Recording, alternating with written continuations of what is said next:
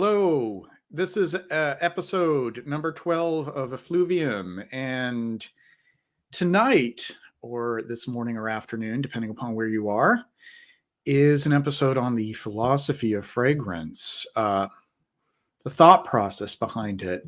How do we approach fragrance as far as the way that we assess it, the way that we take it in, the way that we observe it? What is our relationship to it? What is the source of this fascination? I'd like to begin by reading a brief article from Larry Scheiner, and this is on perfumes, olfactory art, and philosophy.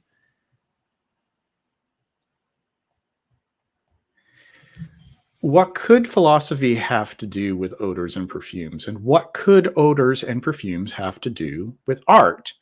After all, many philosophers have considered smell the lowest and most animal of the senses and have viewed perfume as a trivial luxury.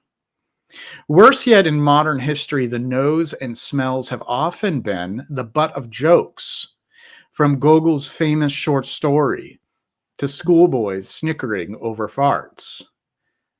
And when people have been asked which of the senses they could give up if forced to make a choice, smell usually comes in first. It's no wonder then that even the most expansive lists of the fine arts have seldom included perfumes, or that until the 1980s, there were few artists who used odors or perfumes as part of their artworks, and even fewer who focused their careers on making olfactory art. But over the last 3 decades, things have changed. A growing number of artists have begun to use odors in their artworks, and a few, such as Clara Ursiti or Peter de Cooper, devote most of their artistic efforts to olfactory art. As for perfumes, a number of perfumers and perfume enthusiasts, such as Jean-Claude Ellena or Chandler Burr, have become more assertive in claiming that perfume should be considered a fine art, whereas some contemporary artists have created or commissioned perfumes or perfume-like works as part of a conceptual performance art or installation pieces.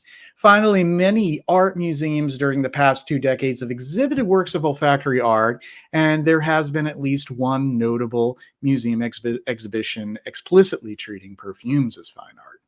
The Art of Scent, 1889 to 2012, at New York's Museum of Arts and Design, is an example of that. These developments raise issues that merit philosophical reflection, and I will briefly state my position on several of them.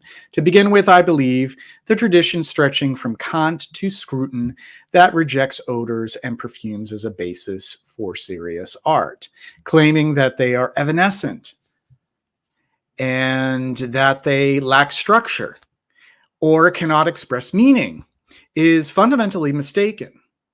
Secondly, there is a problem of whether the category olfactory art names a coherent art form or is only a term of convenience for grouping artworks that involve odors to some degree. I believe the latter is the case. Thus, at one end of the spectrum, there are works like Jana Sturbach's Vanitas, Flesh Dress for an Albino Anorexic, that happen to emit the odor of rotting meat after a few days. But the smell was ancillary to the work's main point, whereas the other end of the spectrum, there are works like Clara Ursiti's Self-Portrait in Scent No. 1, in which odor is the primary vehicle of expression. Moreover, although the term olfactory art is typically used for works shown in museums devoted to the visual arts, odors have been used with films, drama, and music. A notable example of olfactory art is the broader, in this broader sense, is Green Aria from 2009, a collaborative scent opera that presented an environmental narrative through a combination of electronic music, visual images, and a series of odors created by a perfumer. Love Stories, Perfume by Vetiver Aromatics, Sorry about that. Finally, there's the question as to whether perfumes, as normally understood, are to be classified and appreciated as works of contemporary art, or whether they should be understood and appreciated as works of design. Given an aestheticist definition of art, there seems to be no reason to deny that perfumes are artworks, but given a contextualist definition, even the finest perfumes are not fine art, since, like fashion design, they are meant to be worn and typically circulate via different kinds of institutions than most works of contemporary art. Obviously, since showing some perfumes in an art gallery or museum does not automatically make them into works of fine art, but requires some justificatory arguments. Many of the perfumers who have made a case for perfume as an art form have argued that perfumes are fine art because, like painting or music, they manifest harmony and beauty. But harmony and beauty are hardly central criteria for contemporary art. Yet there are some perfume enthusiasts today who write blogs that discuss certain niche perfumes more for their unconventional olfactory qualities than to their beauty and harmony or their wearability. Hence, even though the typical commercial perfume remains a work of design art, there is a close proximity, if not overlap, between some of today's niche perfumes and the perfume-like scents created or commissioned by contemporary artists. So that was an article that was posted in the OUP blog, Perfumes, Olfactory Art and Philosophy. That was extracted from the British Journal of Aesthetics by Larry Shiner. Thought that would be a great way to open this discussion on the philosophy of scent. Can we argue that fragrance is or is not fine art? I'd like to hear some of the thoughts from the folks in the chat. We're going to have a really lively discussion, I'm sure, this evening with my two guests, Raffi, Diran, Bassclef, and Basic Morlaco, who will be joining us shortly. I also have my panelist and good friend Ryan, who is waiting in the wings. However, I don't see them previewed, so hopefully I don't have some sort of technical issues. I see them waiting there, but I don't see their images. So we may just have to roll with the punches if I have technical issues again. I'm going to get started by taking a look at the chat thus far. We have 21 people who have joined us so far. And hello, Drawn Out Sense. Thank you very much. And Dusan and I by Brian, hello. Scent of the night from Dusan Azaro, pour homme, Jean-Qui Scent. Hi, everyone. Sunny morning here in Tokyo. The temperature is 6.5 degrees Celsius. Hello. And red tobacco. Wonderful. Okay. All right. So, as promised, every Tuesday evening, I have 3 first impressions. And the ones that I have chosen are right over in my vicinity here. I'll be grabbing them, and they are as follows. The first one is another one from Matière Première, which is Parisian Musk. Parisian Musk.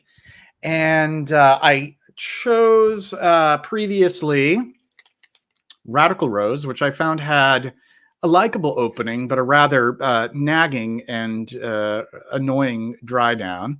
Girls XYZ, this may not be the right forum for you, but thank you for your participation. The next one is L'Atelier de Lorient. L'Atelier de Lorient. Laurent de Laurent. Fuego. Both of these were actually sent to me by Alex the Perfume Temple. And the third one sent by Crystal Fragrances. Another one from Joram Studio. I already have and enjoy Arborist. This is Cardus, Cardus. Okay, and we have... I'm just taking a look at the chat here. Thank you very much, my friend. Thank you. I really appreciate that. I try to be dignified as much as I possibly can. Hello, Mr. Clean. Hello, not in the know. You have Oski there in his trash can. I love Oscar the Grouch. And hello, Adam. Okay. All right, great. Beauty of scent. Let me know if I'm slaughtering some of these names. L'Atelier de Laurent. De Laurent. Alluran. Alluran. That's a tough one. L'Atelier de Laurent. Wouldn't a de Laurent be just Dalaurent? It's spelled here with a D-E and then Alaurent, which is a bit confusing to me because anytime that would show up in front of a vowel, wouldn't it just be a D apostrophe? Confused. I mean, it's been a while since I took French, but I know that. And I know that a lot of people choose to do a pause after the apostrophe, which really gets my goat. Stop doing that. Oderica, not Oderica. I just had to do that. Okay. All right. We'll get started here. Parisian musk from Matière Première. Opening it up and taking it out of the box here. And I'm going to spray it over here on my right hand. Hooray.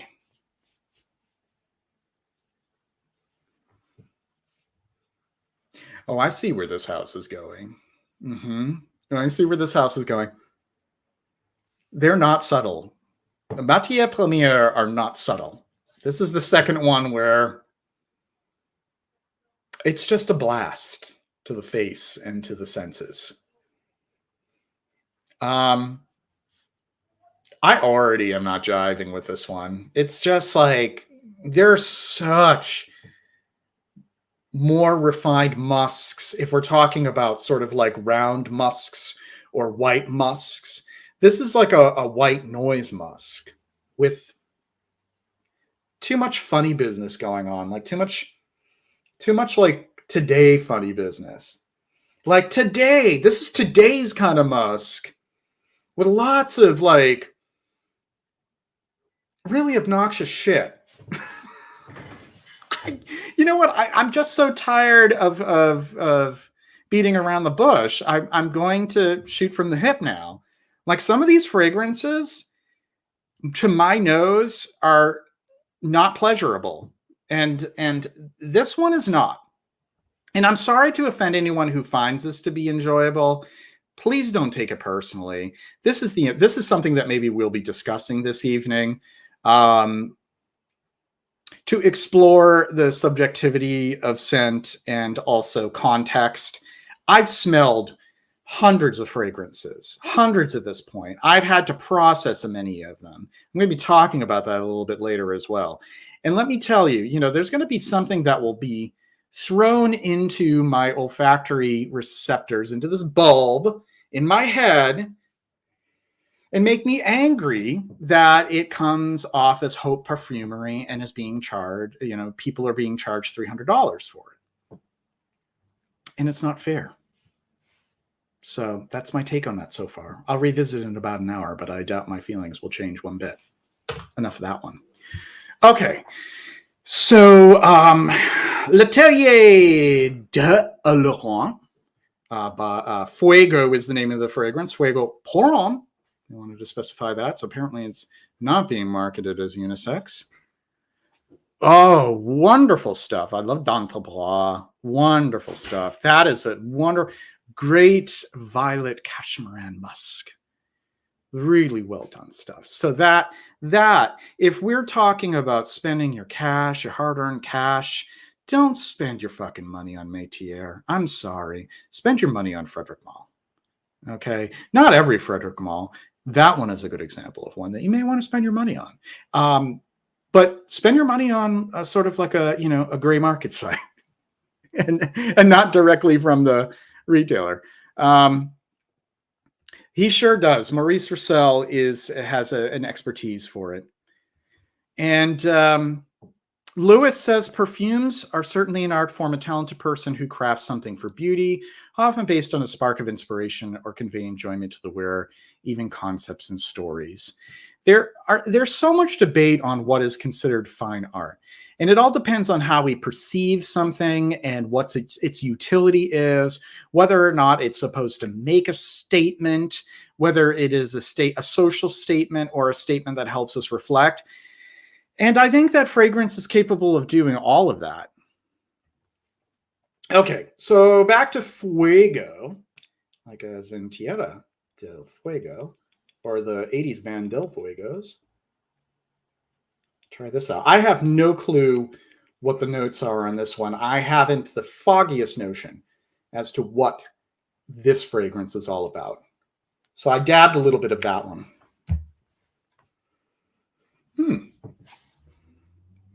Jingle skells, jingle skells, jingle all the way.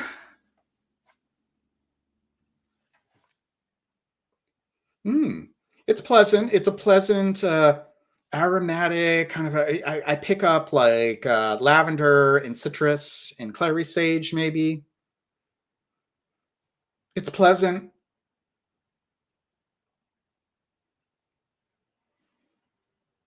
It's very sunny and shiny and winsome, very bright. Not really the type of fragrance that I would typically associate with this time of year here in the Northern Hemisphere, where I'm located in New England. However, there's no rules as to when to, enjoy fragrance seasonally. Okay, lastly, Cardus from Joram Studio. Thank you very much, sir. Thank you for joining us. All right, the third one in our first impressions.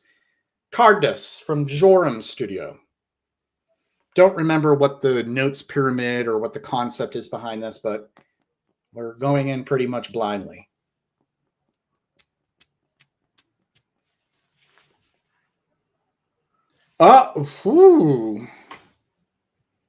Goodness gracious. Oh my. This is definitely unique. After experiencing the other two, this is a curveball.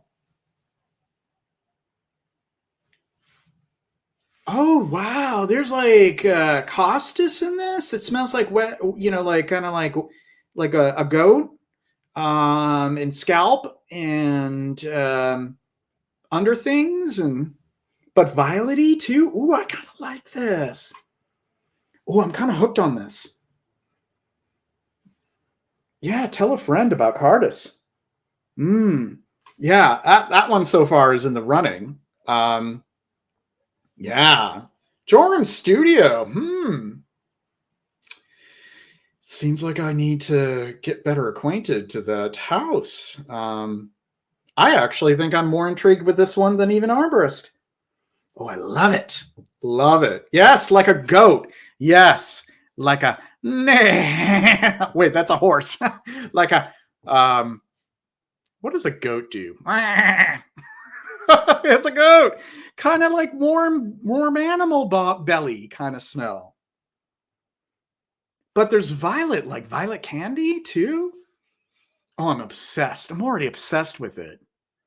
That's a good sign. All right. I'm all about that one. Okay. We'll return to those three in a little over an hour or about an hour. Okay. We'll put those little babies over there. Yes. It is an ungulate. Yes, of course. A ram? Smells a bit nicer than a ram. That's what I'd say. Okay. How's it going? What's good? What's good? Thank you for stopping by. And I'm just checking to see if I've missed any of the other comments here. If anybody wants to respond to this gentleman, I did not see if anybody responded. Megaran asked if there's any Kouros body fans. I'm not a fan, but I don't have an opinion because I've never smelled it. Okay. All right. All righty. Okay. So we have a couple of people waiting in the back. Hopefully I'm not going to have any audio visual issues like I've been having here off and on the past few weeks because I can't see them backstage. But I do not want to keep them waiting much further because we have much to discuss tonight. I'm going to get started by bringing in my good pal and regular panelist, Ryan, Perfume Bonfire. If you have not subscribed to him, please do. He is on YouTube, had just recently surpassed 1,000 subscribers, and he has excellent thoughts on fragrance. Let's bring him in. Hey, Joseph, can you see me?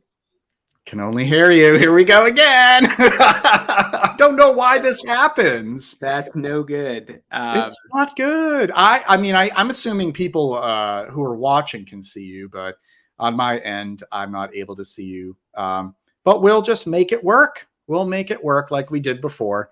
Kind of annoying for me, but everybody else, can you see our good friend Ryan? I feel like I have the YouTube pulled up. I'm showing up just fine. I can see it. Okay, great. Yeah, it has everything to do with my end, as usual. Oh yeah. Well, that's good. Good for you. Yeah, I don't frown upon that. That's fine. Hello, Tammy. Thanks for tuning in. Okay, great. I'm glad that everybody can see Ryan. All right. So how are you doing, Ryan? I'm doing all right. I'm coming off a very exhausting few weeks. Been traveling a lot the past few weeks. But I'm doing well. I'm glad the holidays are upon us. Got the Christmas tree set up this past weekend. So feeling those holiday vibes. How about yourself? Not bad. I'm just getting I'm accepting the reality that winter is upon us. I am fighting through seasonal affective disorder as best as I can, which I deal with at the end of November through the end of January when these days are so short and it's already dark by 3:30. Yeah. Yes, Mr. Clean, I do have another device to work on YouTube. I also had my my notes on that particular device, which is going to throw a wrench in things. But I will eventually use it to view folks. So, yeah, we have some interesting topics to discuss this evening. Both of our guests have explored philosophy, actually, and I thought, what more appropriate a subject than to explore the philosophy of scent and fragrance. So they have recommended a few different topics of discussion for which we will cover, and I'm really excited for that. Are you familiar with Raffi already? I do not think I am. This will be my first time with both of our guests. I did follow them both on Instagram. Wonderful. But I don't think I'm aware of any serious engagement unless he's commented on a video of mine in the past. But I don't know. Well, why don't we bring him in? Hello. Yes, now the two of you can get acquainted while I sort out my technical issues. Oh, right. Okay. You can't see anybody. No, Yeah. It's rather annoying. I have to kind of change my notes situation onto my laptop, which, I only have a 13-inch laptop, so I only have so much space to work on, but we'll make this happen. Raffi, thank you so much for accepting my invitation to join us. Thanks for having me. It's a pleasure to finally be on Effluvium. I feel very effluvient, I guess. There are times where we do. Yeah. There are times where right. we just, you skip a couple of showers and the effluvium emits. So it kind of sounds like an old, like something like a Black Eyed Peas would do a song about it. I feel so effluvient, feel so ebullient. Some kind of rhyme with that. I hope that song exists somewhere out there. Yeah. Well, Fergie's doing cartwheels while that's it, performing live, and her own effluvium is wafting on the stage. That's it, and they've got like spray bottles full of fecal oud onto the audience. Now that's major effluvia. Mm-hmm. I'm opening YouTube at the moment so I can see you guys. Like, I don't like not seeing my guests, so I'm making this so that I can see you guys. And of course, you're probably going to be a delay of about 15 seconds, but better than nothing. And I have to get down to the bottom as to why this happens now and then. So one week this happened, and then another week, Ryan, wasn't it the other way around where I could see people, but then I couldn't hear them for some other thing. Yeah, that was the worst possible scenario, because then you really can't engage. Yeah, that was really tough. And then I actually had to hear people from my phone. So I have you over here now. I can see you. I have to look over here to see you, but hi. I would wave back, but you're gonna see it on a delay, I guess. No, let's see how wave it is. Okay, I'm gonna wave now. Okay, let's see how much of a delay it is before. Oh yeah, it's about a 5-second delay, but hey, what can you do? All right. So now that I have that, I have my notes up here. And Raffi, you had what I thought was a great suggestion on discussing the never-ending onslaught of new releases and the inability to actually process and really get acquainted to and create memories out of scent.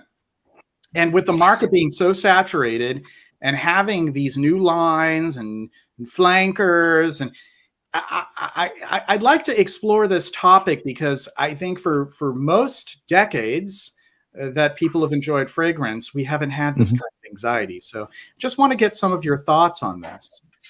Sure. It seems to be the age of inflation wherever you go. So the barriers of entry have greatly been reduced due to technology and us being sort of ever connected.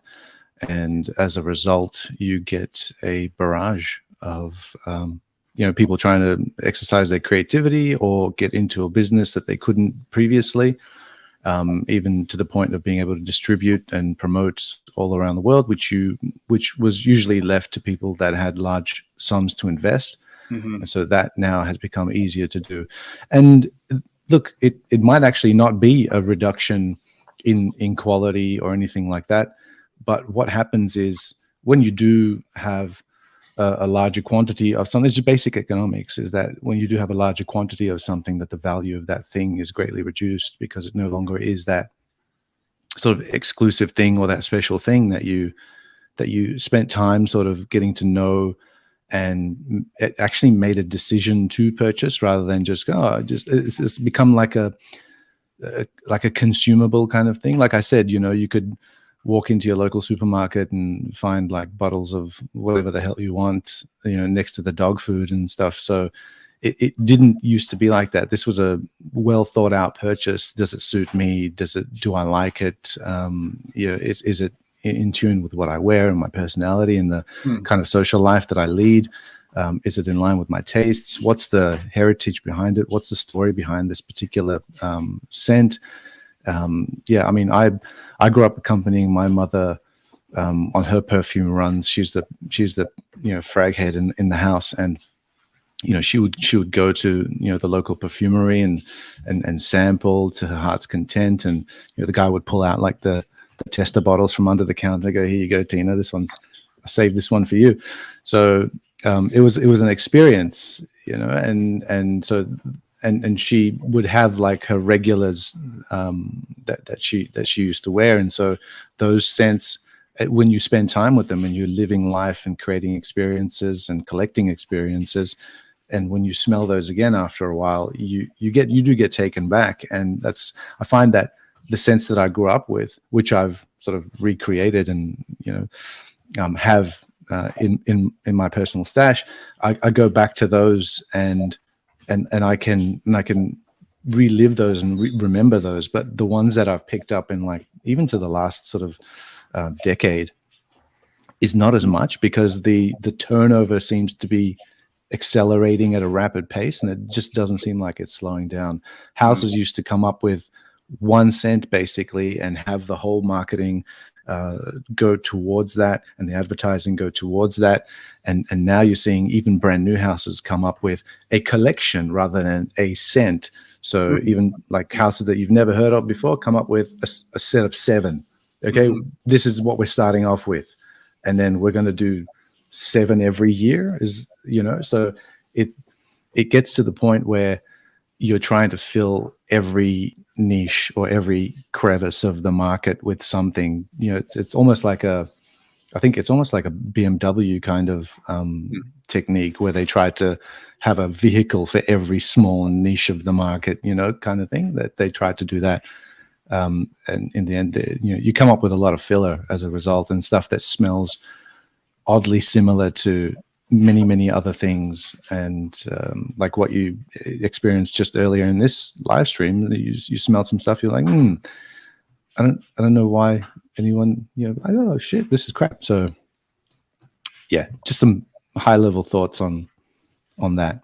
What do you guys think?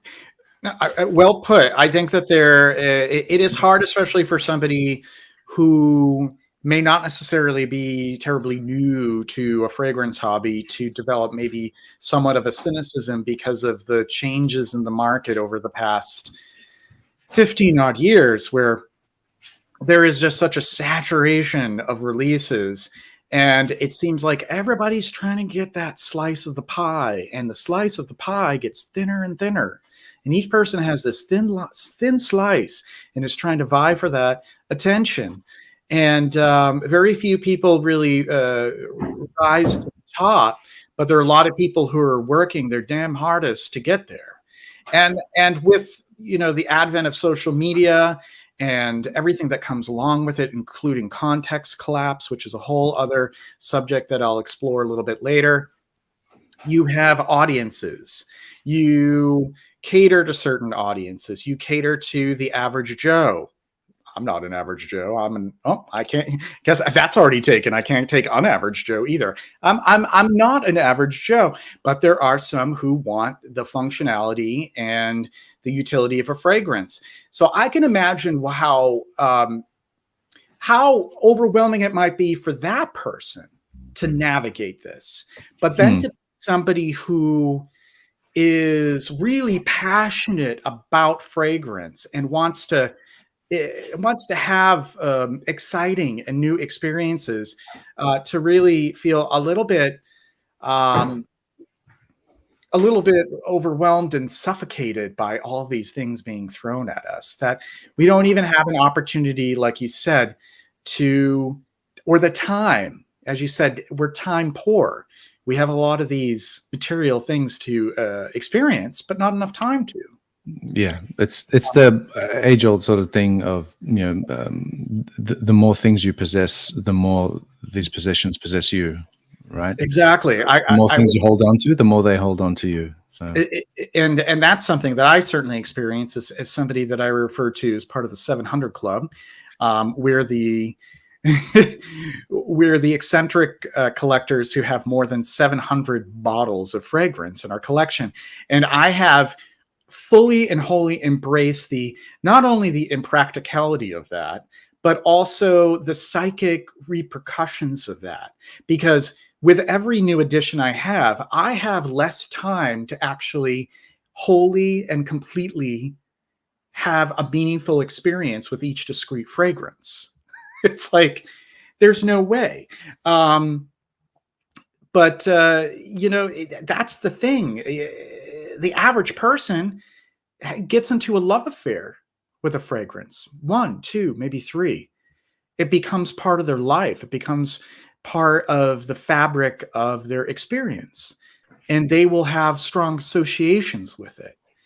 And I'm finding that it's more and more challenging.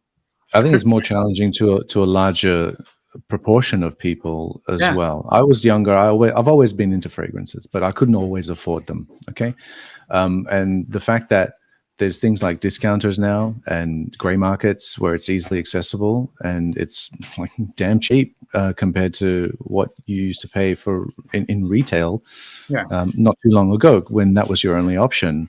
And the only option was to walk into a department store, for me anyway, and spend my hard earned. And sometimes that was like, a week's worth of my part-time wages as I'm trying to put myself through university or high school or something like that. So it did take up a larger chunk of your money. And when it did, I don't know if it's a psychological thing, because you paid more for it, then you covet it a little bit more highly, you give it a little bit more attention and treat it with a bit more respect.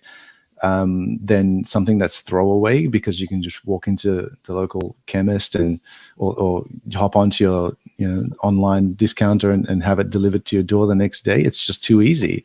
When there's no challenge, there's no barrier to getting it.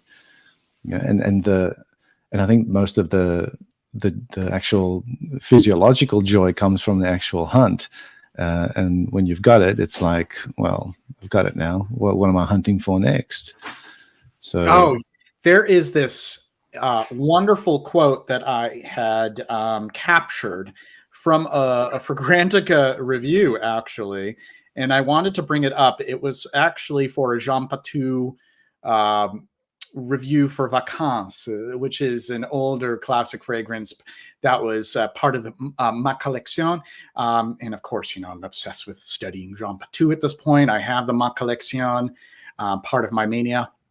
And it was by Panda Wrapped, as in Panda Bear, and Wrapped, as in I'm enwrapped, rapture. And she or he says, Vacances is a perfect example of the reasoning behind my ever-growing trepidation in approaching vintage perfumery.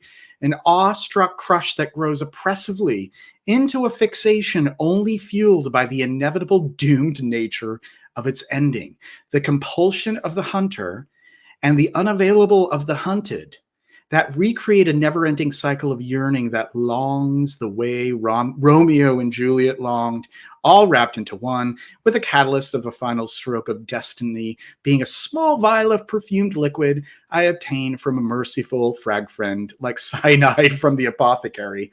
I'm sure a number of us can relate to this existential crisis. Ryan, let's hear some thoughts from you. So as I listen to this, what I think we're really talking about is, in some ways, the death of ritual in human society. Ritual has always been important for human culture, both in community, in sacred rituals, in understanding who we are, where we're at in a given place and time, how we are relating to one another.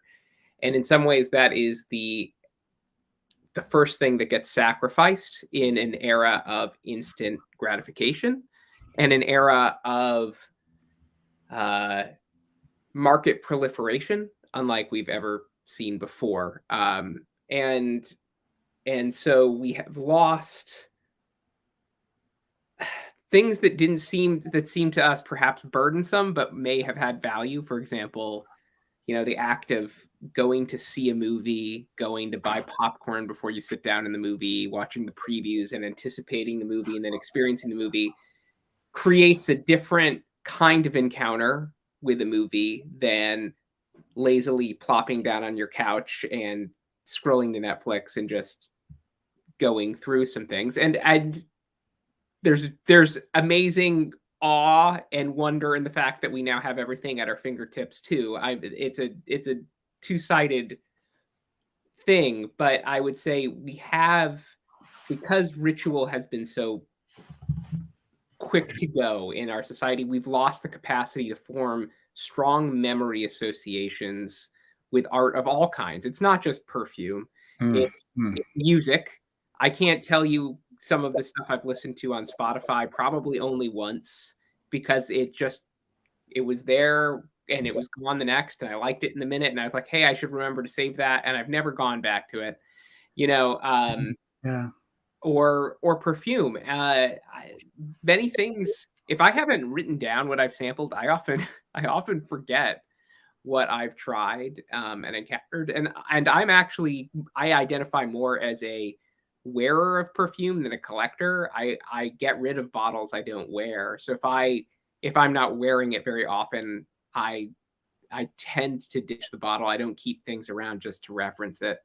But even so, I feel like my engagement with perfume in particular isn't what it is for some people who have such firm memories of like wearing fragrances and having one fragrance for periods of their life, which is a kind of beautiful thing. It is. That's far away from the kind of ideal of this encounter with artistic experience. It's something even more precious and beautiful, which is the beauty of everyday utilitarian experience and the way we come to love like that best pair of jeans that you've had for so many years, and when they finally wear out, you're a little bit devastated because they've been with you for so long and you've loved how they wore, or a great pair of shoes. A perfume can be that. It can become part of your being in the way that a lot of these everyday companions that we take for granted can become part of you. And there's joy in being able to have more options to express yourself than ever before, but you also lose this sense of fixed identity. And I feel I feel that's part of the predicament of the human psyche in the moment we're at now, in this particular phase of society, that it is very hard to feel like you have a fixed and firm identity, and perfume is part of that. Yeah. Mm-hmm. Yeah, that's right. I think you hit the nail on the head when you said it's a loss of ritual, and I think if you ask sort of modern day sort of pop philosophers, they would point to the I guess the relegation of religion mostly, because that sort of kept you on a calendar, and there was days on the calendar that were marked for specific events. On this day, you did this, and you did this together in a collective, and it was a ritual, and all of these rituals, and that the promise that culture would replace it hasn't, I think, and I'm not religious by any means, but the promise that culture would replace these rituals with something that has values.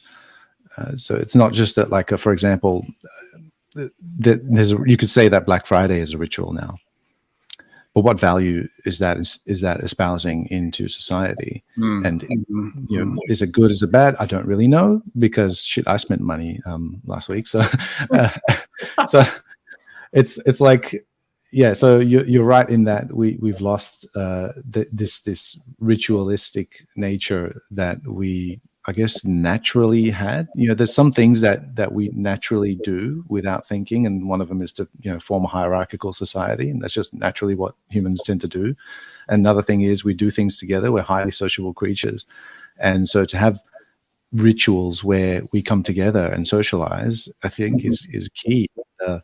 And the loss of that is, well, you can probably see it in what's happening in society at large anyway, and that then has a profound effect on the products you consume, and the services you consume, and even to the point of talking about consume and consumption, because back in the day, the consumption, that was a disease. That was the name of a disease. Right? They called it the consumption. And it was only sort of for rich people who had enough money to buy, too much food for their own needs. So they got the consumption, and so, and now it's some like a mental disease, maybe. And the other thing, modern version of it that's far more convoluted now. Yeah. And another thing is the constant, it's not just products, whatever. It just could be it's the information overload, and we're not sort of evolved enough to actually handle this. Okay, and we accept that we can have the world in our hands. Basically, the knowledge of the gods is within your fingertips, but when we're really not evolved far enough to actually be able to harness and utilize that for our own good, and it's sort of working in our detriment, as a matter of fact, and it really takes away from that context where you are, and where you are refers is sort of placed on where you used to be. So without that past to refer to, you can only be living in the constant. I think I called it constantness or something like that, or the constant state of the present. So without the past, you can only be living in a constant state of the present. And if you're in such a state all the time, then the provider of your information is your only source of truth in this world. So if you have no context, then whatever is told to you, that's your truth. And that's why, you find it hard to form an identity of yourself.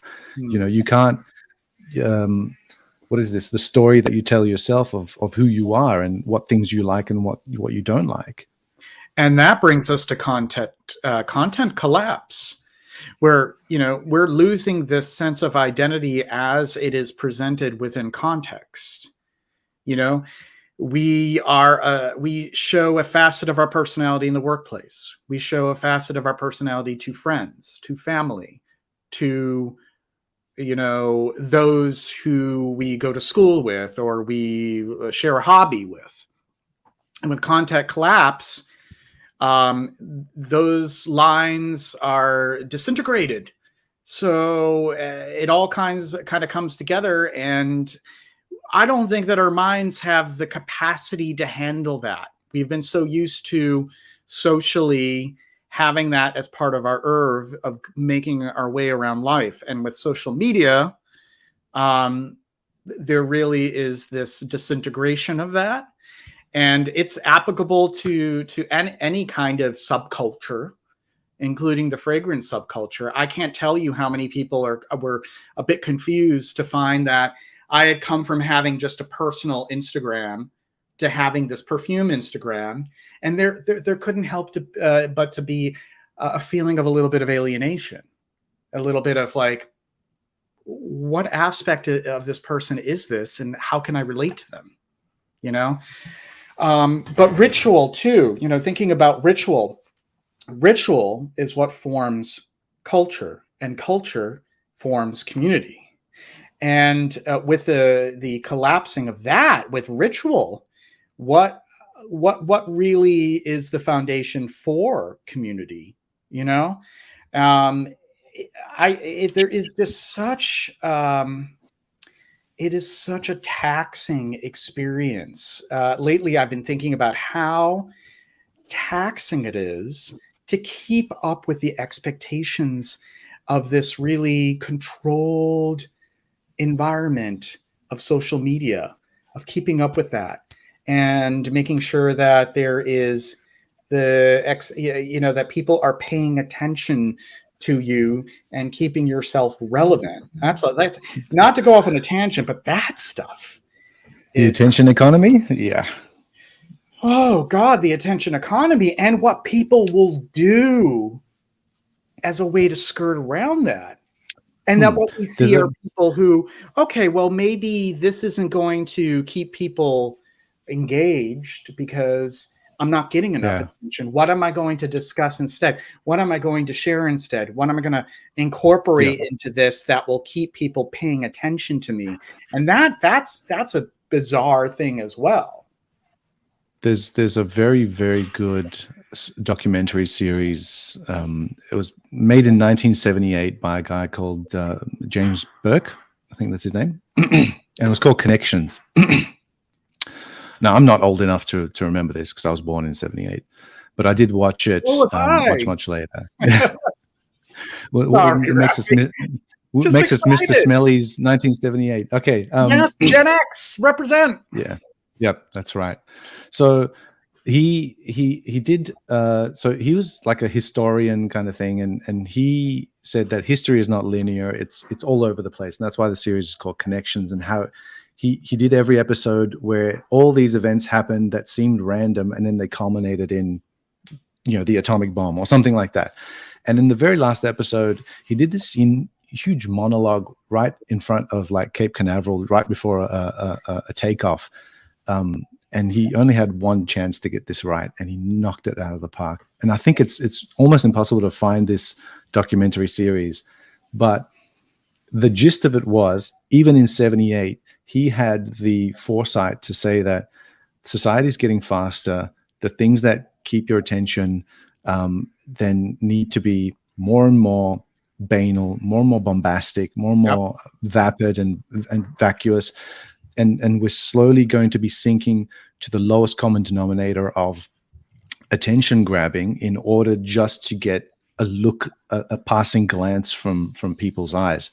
So he predicted that a long time ago, and I'm just seeing it happen over the course of time since I've been watching that, going, yeah, you know what? And I work in tech, and I'm one of those people that sort of watch what people are watching, and like what websites you've been to, and how long you spent looking at something, how many percentage did you scroll down this page, did you click on this thing. So I work in tech, I work with big data, and I see that on an aggregated massive scale, and I see the behavioral part of it as well as and I see the philosophical part of it as well, and it's immense. And where do you go? And I kind of see that movie Idiocracy is somewhat prophetic, because we're probably going to have a movie of just someone's butt farting for like I wouldn't even say 90 minutes, because that's too long to keep an audience's attention span these days. Well, a TikTok. There are whole TikTok profiles that are just devoted to farts. That's where we are. Yeah. And that, that TikTok. But farts are funny. So well, of course they're funny. Oh my God. Yeah. I mean, yeah, I love just like the next person, but the fact that we'll do what we can to have a captive audience. I see the shift in the way content creation is being made, and maybe I am just too old. You're too old. I'm just too old, but yeah, you can't do the 50 perfumes in 3 minutes.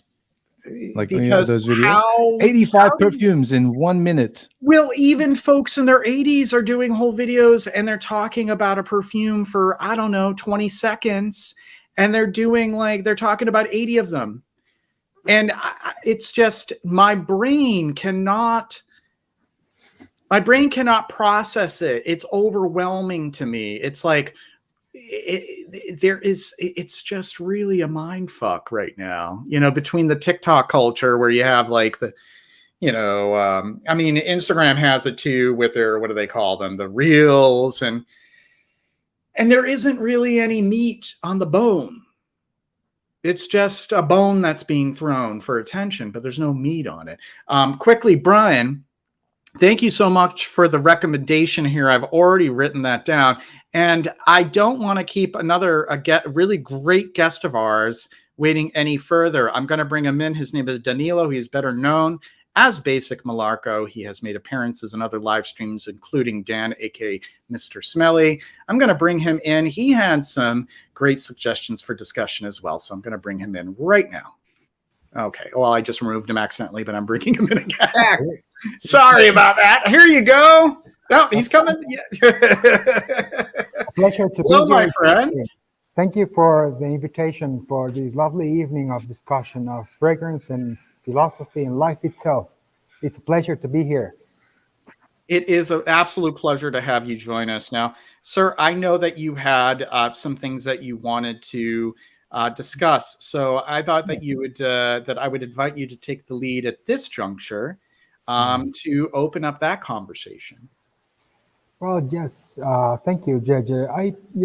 I've been following your discussion, which has been very enlightening for some of us who are into perfumery, because I think perfume in general carries so much baggage with it. It's not just the likes and the tastes for perfumery. I think it's much more about our unconscious thinking that goes on in this process. I think 90% of our thinking is unconscious. So that really tells us something about the deep ocean that we try to throw ourselves into every time we make a decision.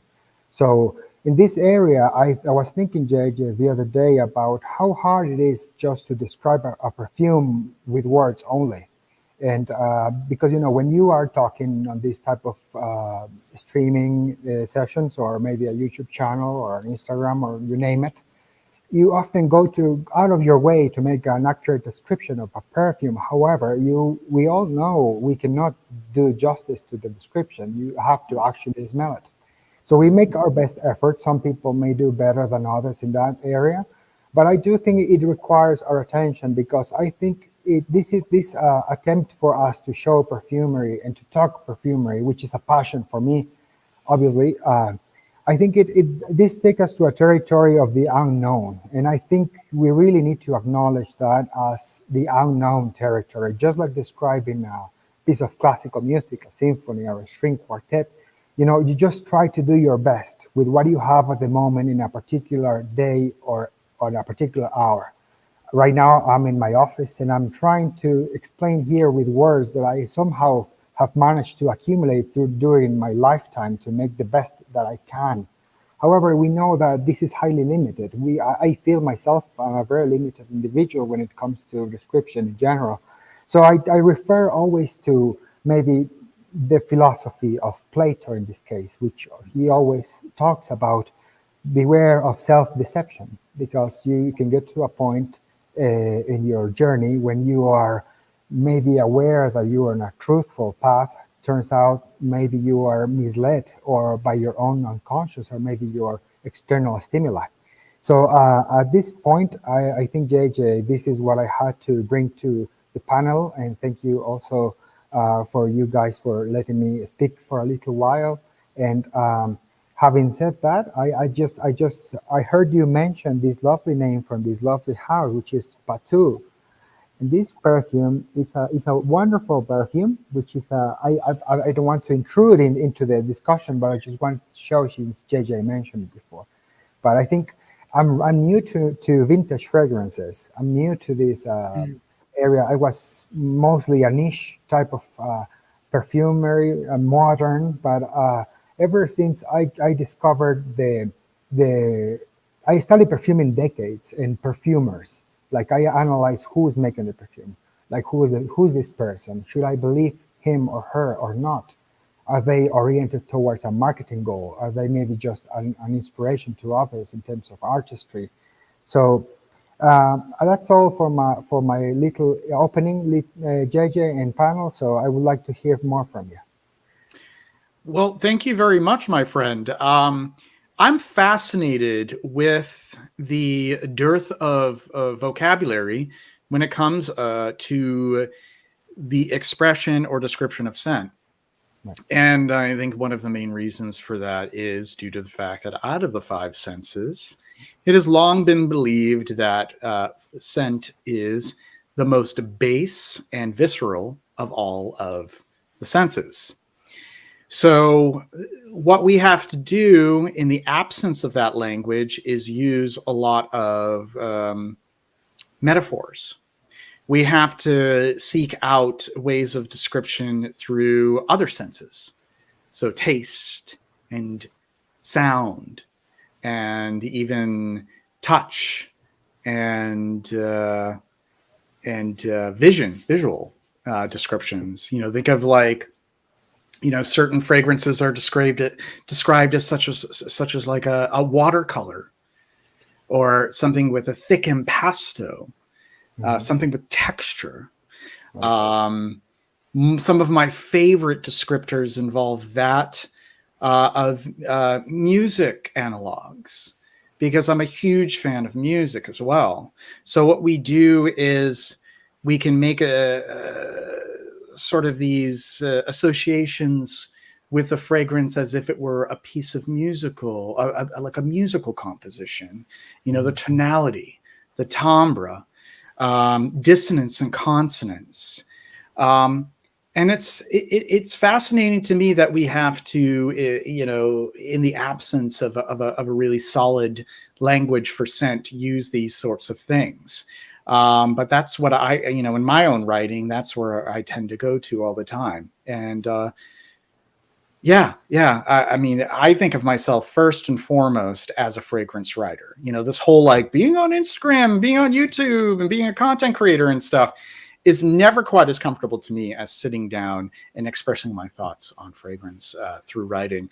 Raffi, I wanted to get kind of your thoughts on describing fragrance and the limitations to that. Yeah. Language is one. We all have agreed definitions on the words that we use in a particular language, and we sort of know what something means if we say a particular word, like what I'm doing now. It's true, you know, we don't all have the same noses, we don't all have the same skin chemistry, which is a thing. We also don't have the same pair of eyes, but we all agree that that particular thing that you're looking at is green on the tree. So if you look at it and I look at it, we agree, then that's what we agree. And that's sort of how we sort of base our communications on. So we could be looking at the same thing, but seeing completely different colors through our eyes. We don't know because no one's been able to replicate, take someone else's iron and put it into someone else's body. We haven't been able to do that yet. So we can't confirm. We just have assumptions to go on. And so far it's worked okay. But in terms of fragrances and description of fragrances, I really go by what it sort of feels like to me. I don't go by most of the time. I try to stay away from describing notes because that's really neither here nor there. It's like I don't I'm on a farm with long grass. There is a shed that's made of wood that's well over 100 years old, and it's sweltering hot, slight breeze, and I'm daydreaming of the beach. That's like a description that I have for a fragrance, right? That probably has things like oak moss and ivy and some sort of fougere-ish kind of elements in it. But to me, it's a scene. So I smell it and I get a scene, and I want to describe that scene. And if that's what it kind of means to me. If that translates, then that translates. But some people might have other scenes to go with it. Like I think I described Dior Homme Parfum as like the person who you have been having like a relationship, an intimate relationship with for 6 months, but you don't know their name and you don't really care. So, yeah. Love that. I love that too. I want to know, Daniela, Yes. everyone calls you Morlaco and all this kind of stuff. It's Morlaco, but I don't know what Morlaco means and why is it basic? I'm always curious. Tell us about it. It's a sort of like a joke name. Morlaco actually has a meaning in terms of the people who dwell from my city in Ecuador.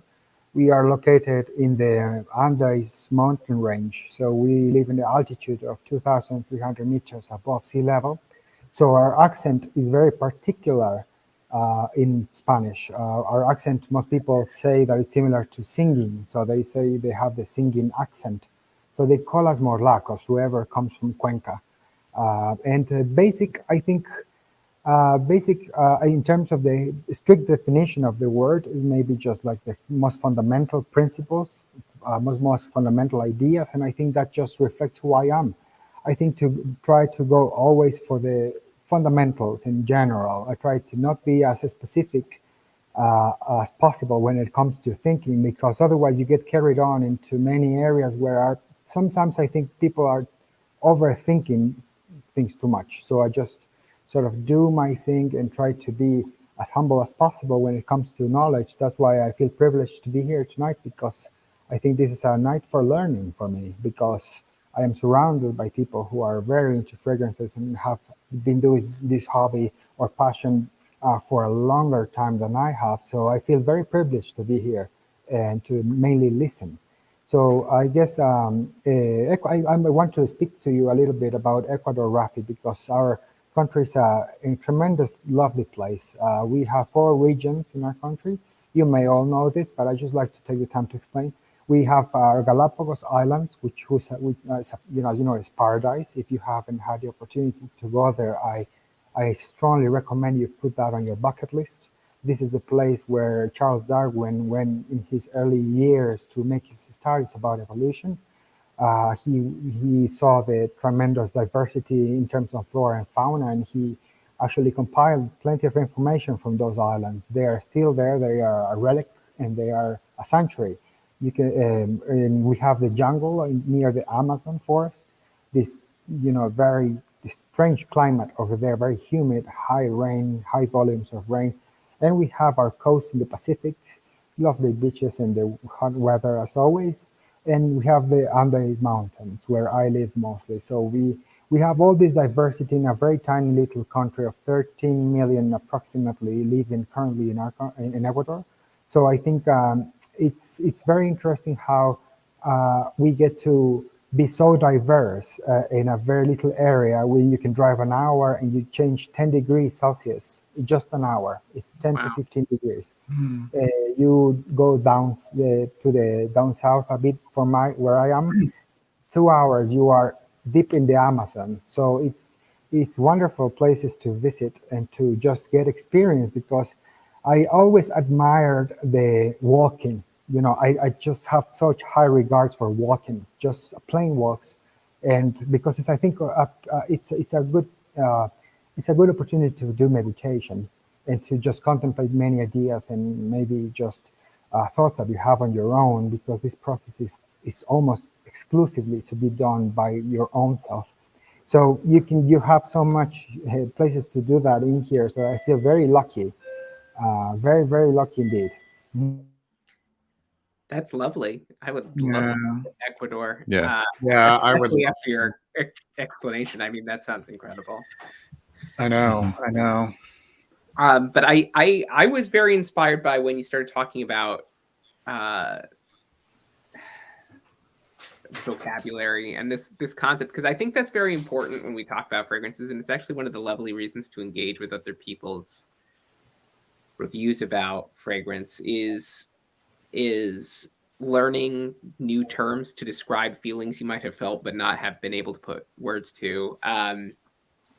I don't know if you all are aware of this, but this is one of the more interesting concepts to hurt your mind a little bit about, is that there is a school of thought where some historians and researchers believe that humanity didn't recognize the color blue until relatively recently in That's human true. history. Yes. Yeah, yeah. So you had things like Homer in the Odyssey describing the sea as like wine colored, like wine dark, and sheep as violet colored. And this is kind of very unusual. And there's the one culture that did have the word for blue was the ancient Egyptians, because they had a dye for it and had come to recognize it. But they uniquely had the dye for the color blue and had to give a name to it.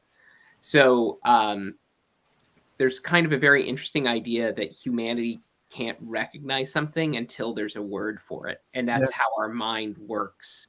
And that's particularly important in the space of perfume. I would say my vocabulary has gotten a lot more interesting since I've come into perfume, because it's had to I've had to learn words from other people to describe facets of perfume. And when I learned the term for it, was somehow enabled me to start being able to pick it up in other fragrances. And that's one reason why sometimes seeing notes is valuable. Sometimes it's just nothing, because people are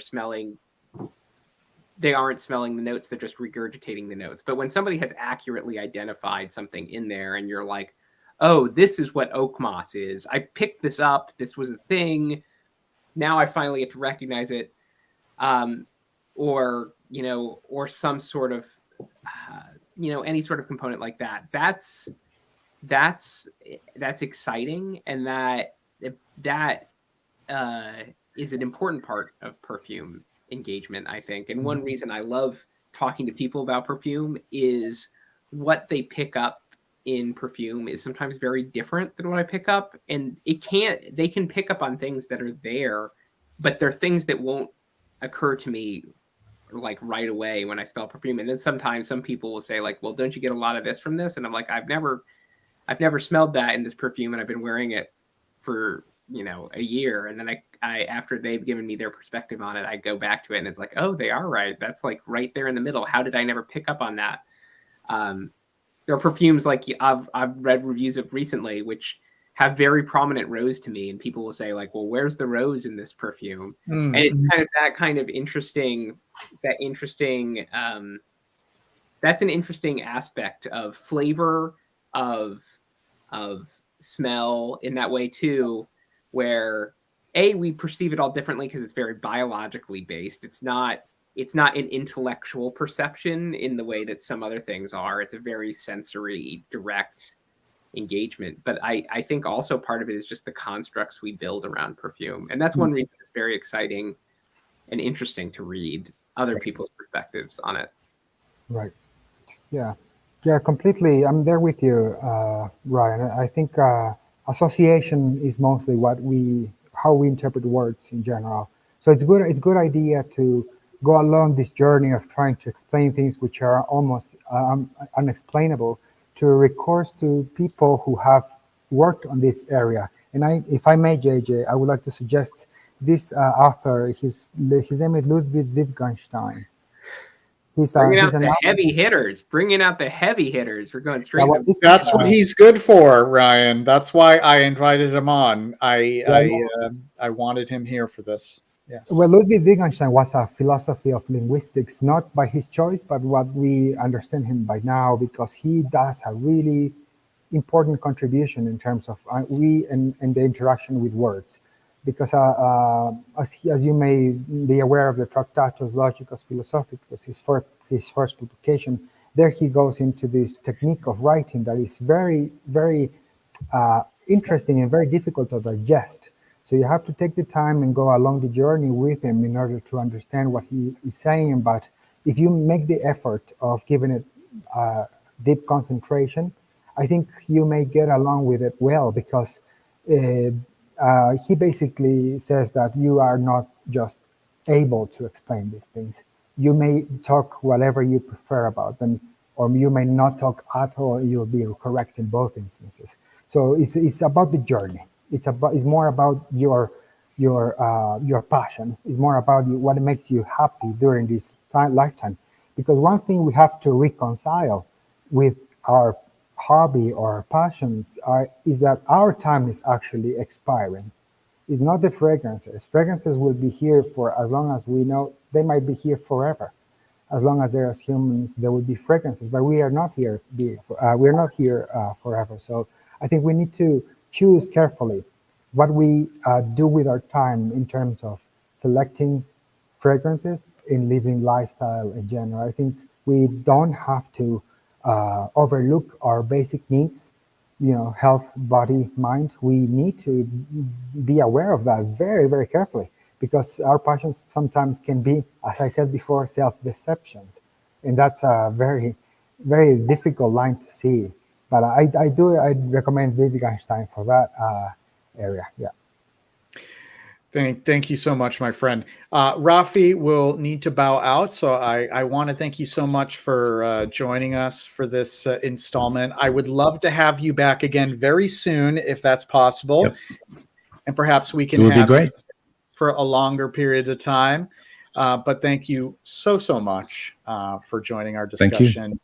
Yep. Thank you. Thanks for having me. Thanks, Daniela. Thanks, Ryan. Thanks everybody in the chat. It's been great live stream, but I really have to go duty calls. So work. All right. All right. See you guys. You take care. Thank you very much. Bye. Okay, so shortly, I believe that Margie of Margie Noir will be joining us for the remainder of our episode. So that's my signal to her that she is welcome to go backstage, and I will add her shortly. This is great. I am very pleased with the response in the chat. This is definitely the type of content that is atypical. What, a perfume live stream about Wittgenstein? I see this all the time. I just the other day I saw my top 5 favorite perfumes inspired by Wittgenstein. Inspired by Wittgenstein, yeah. Of course. And I'm over the moon about the fact that we have 42 people tuned in right now, so that is fantastic. So I wanted to kind of explore some other things as far as our perception of scent.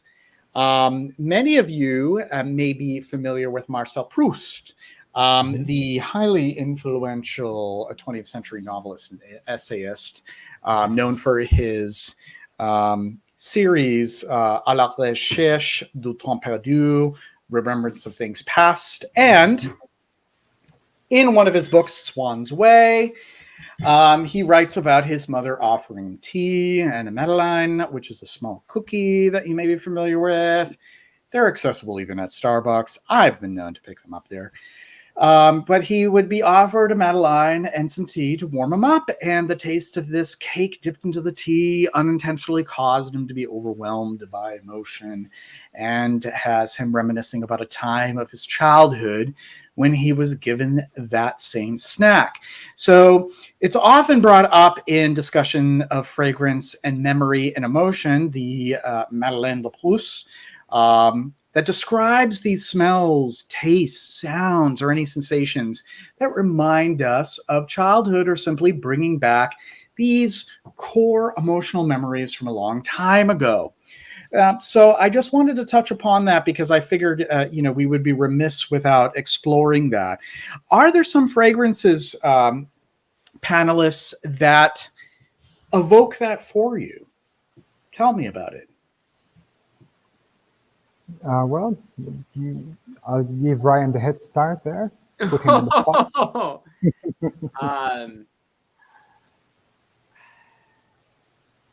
I really put the two of you on the spot with that one. But they don't even need to be limited to, fine fragrance or fragrance. Certain smells that just bring you back. Yeah. that bring you back, that it's profound. It Yeah. really takes you to that part of your brain, part of your limbus. So if I may, JJ, the leather for me has a very special meaning because when I was a child, my uncle had a leather workshop, so he will manufacture leather bags and leather belts and wallets.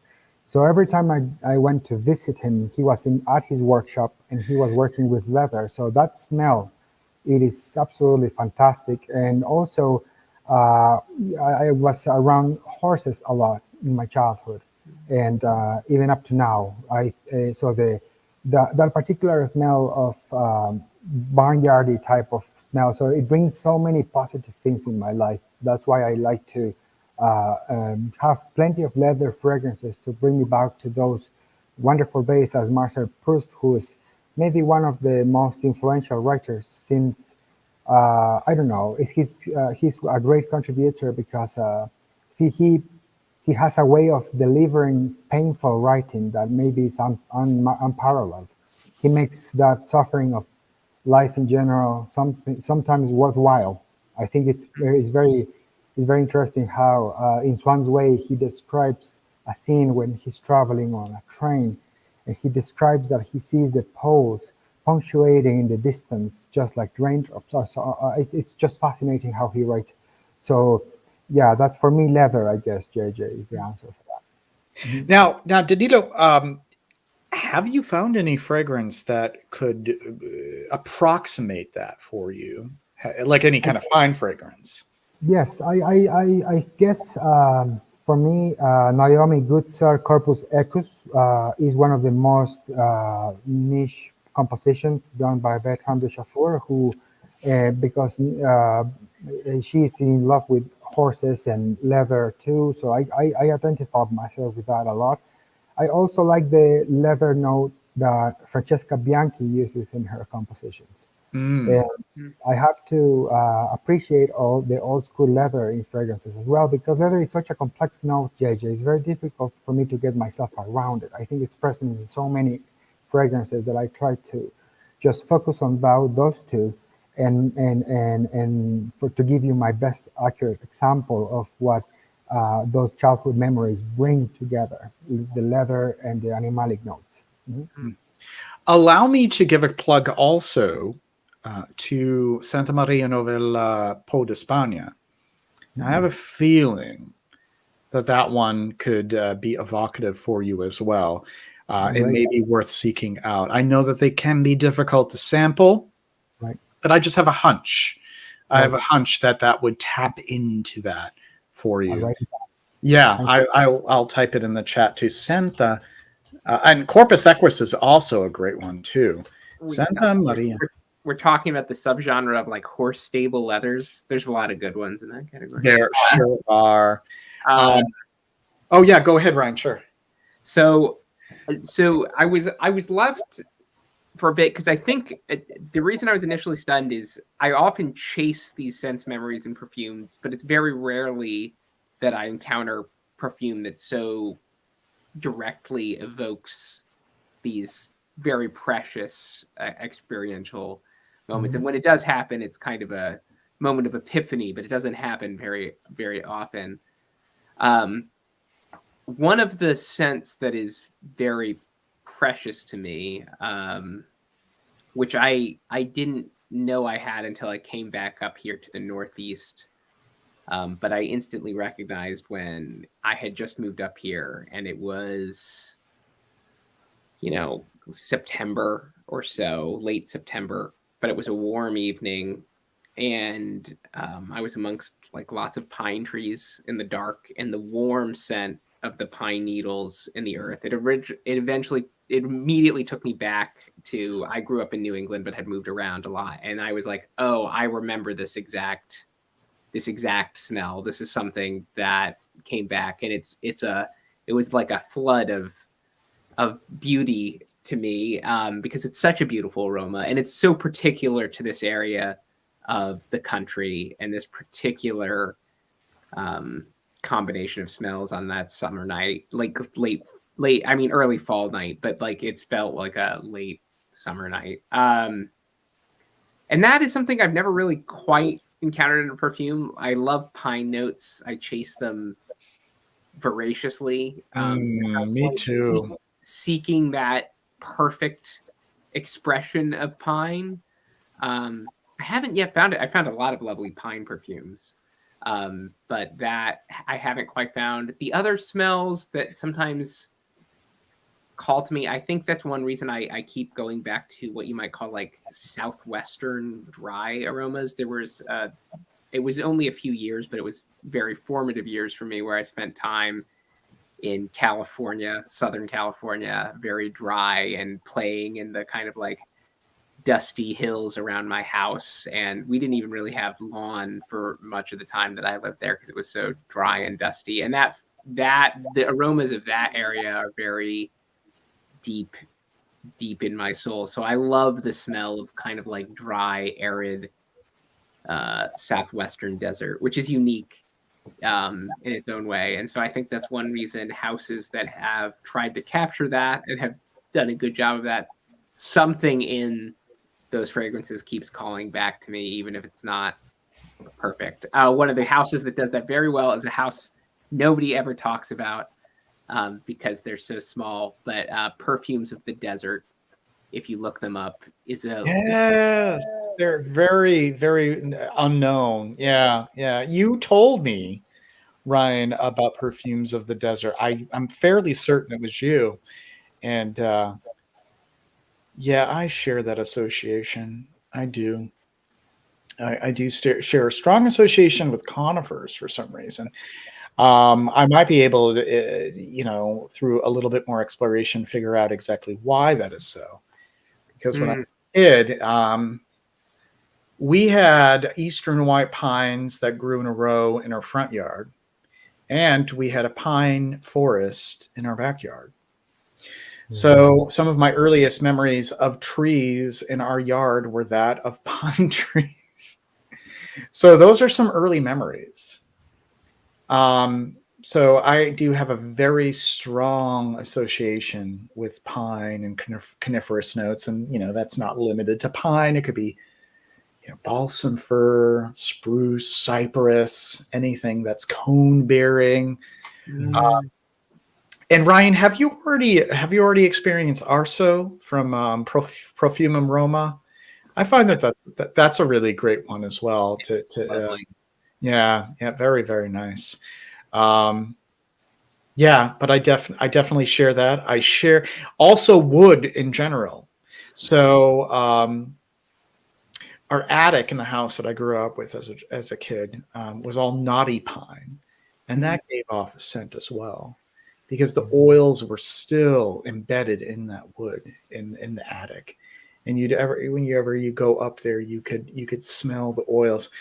And then also my mother and father in their bedroom had a hope chest. So I don't know if people familiar with what a hope chest is, but that's where you would store all of your belongings for a future settling. And, there's a whole history behind the hope chest. And the hope chest was made with red cedar.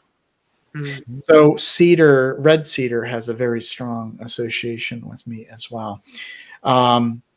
Naughty. I just saw not naughty as in, oh, you're so bad, you're so naughty. No, naughty as in knots.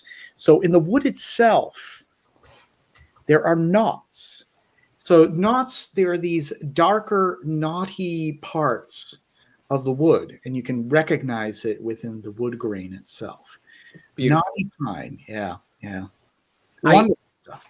I would say, so one of the scents that we're talking about that I've always wanted to find in perfume, because it is so strongly emotional for me, I absolutely adore it, is the smell of burning birchwood. Yes. Just a breathtaking aroma. Wood smoke in general is an aroma that fragrances seem to struggle to capture perfectly realistically. There are like some very realistic campfire scents, but like the particular palettes of different kinds of wood smoke is something that you don't often find in perfume. You don't see like, oh yeah, this is the oak, the smell of burning oak versus burning pine, because they are very different. They're very different smells.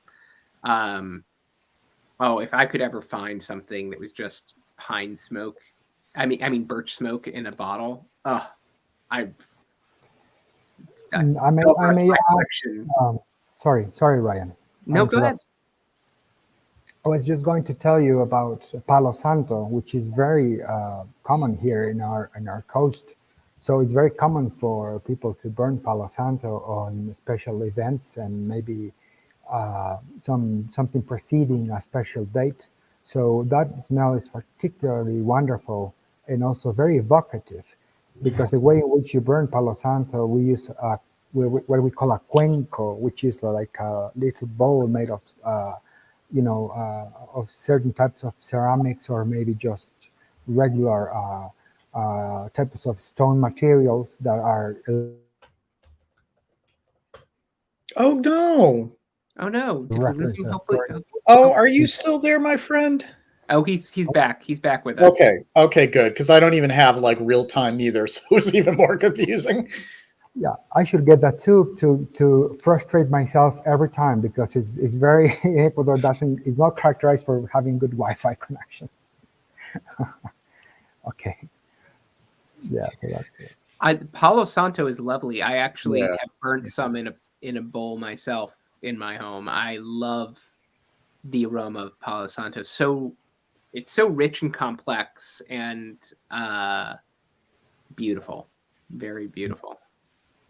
Right. No, it's a very complex note, and it has almost this strange mentholated kind of aspect to it that's so peculiar to me, but I can't stop smelling like Palo Santo wood and the oil, and it's very different from other types of wood burnt for incense, and it's great that it's being explored in fragrance a great deal. I think even Sebastian from the perfume guy did like a top 10 Palo Santo scents, and I thought to myself, wow, we've come to that point where Palo Santo is appearing in fine fragrance that frequently.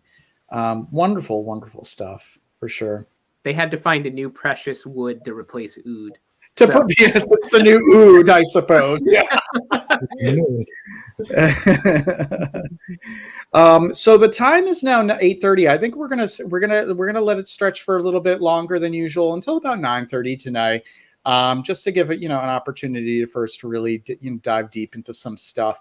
But this is the time that I usually explore the first impressions or revisit the exploration. What am I talking about? I'm going to revisit the first impressions. We'll say that. Matière première, Parisian musk.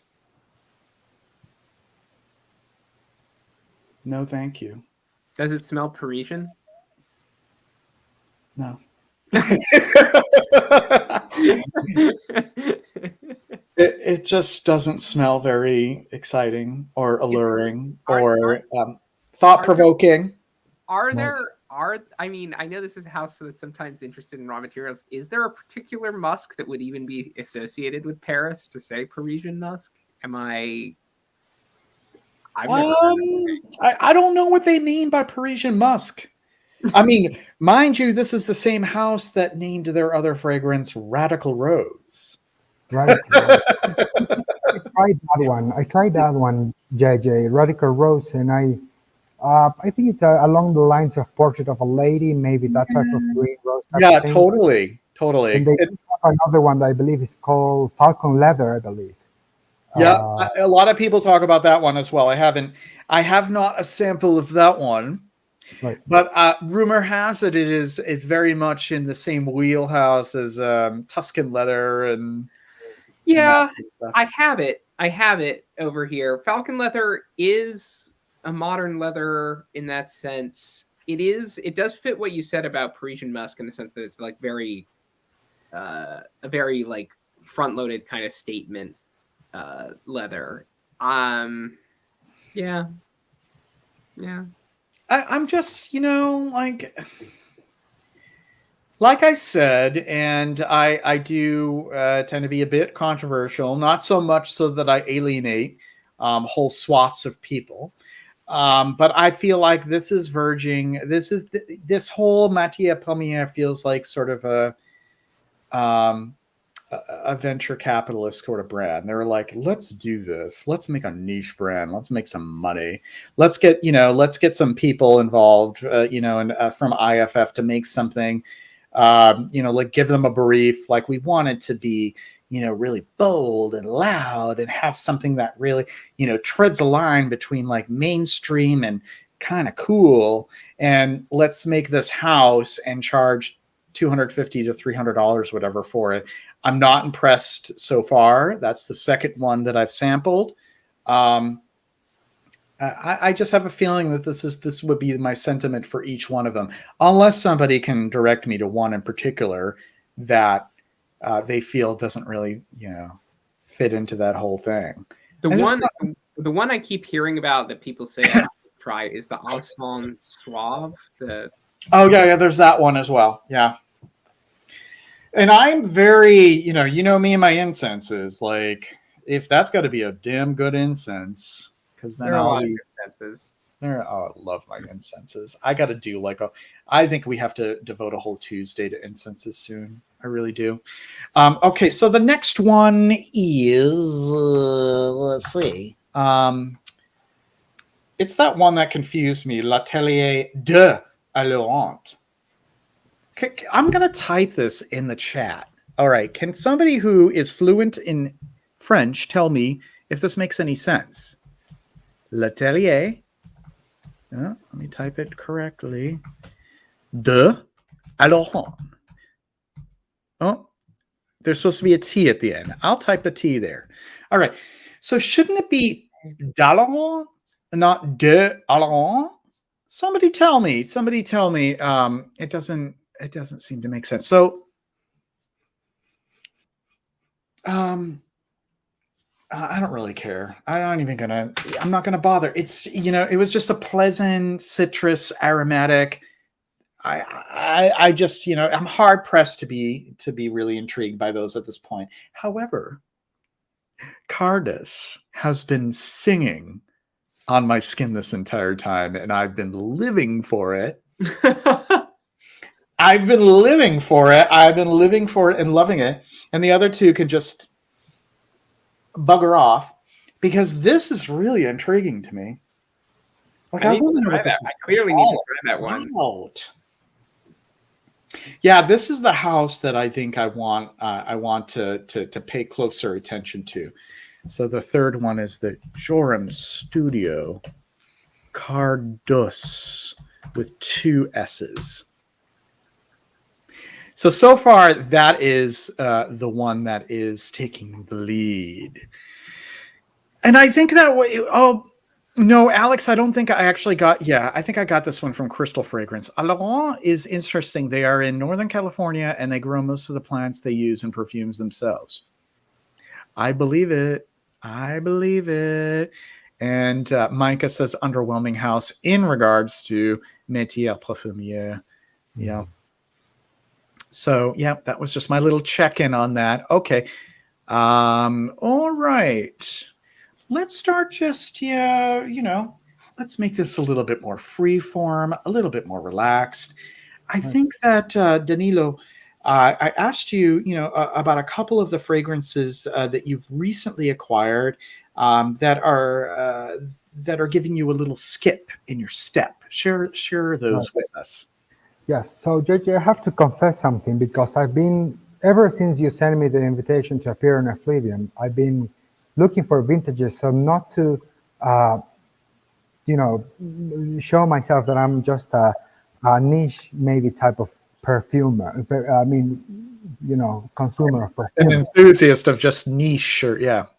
So I got this sample, which I'm told by a guy that knows his stuff about perfumes that this is a good one. So if you don't mind, I'll just try to dabble a little bit and maybe have your feedback as I do it. And also Ryan can hop on if he feels he has also the bit of knowledge about this one. Maybe it's called Capucci per Homme Oh, palette. So this apparently is a big deal according to this gentleman who has a tremendous collection of vintage fragrances, and he also was kind enough to give me this one. It's called a Gem by Patou pour Homme. So this one is apparently this fragrance has some, it's like a amber fougere of some sorts. And lastly, this one is by Ricci Puom. It's called Signorici Due or Signorici Dos. I don't know which language is the perfumer, so I guess this is what I have to do the first impression. If I may be a companion, have your feedback. Mm.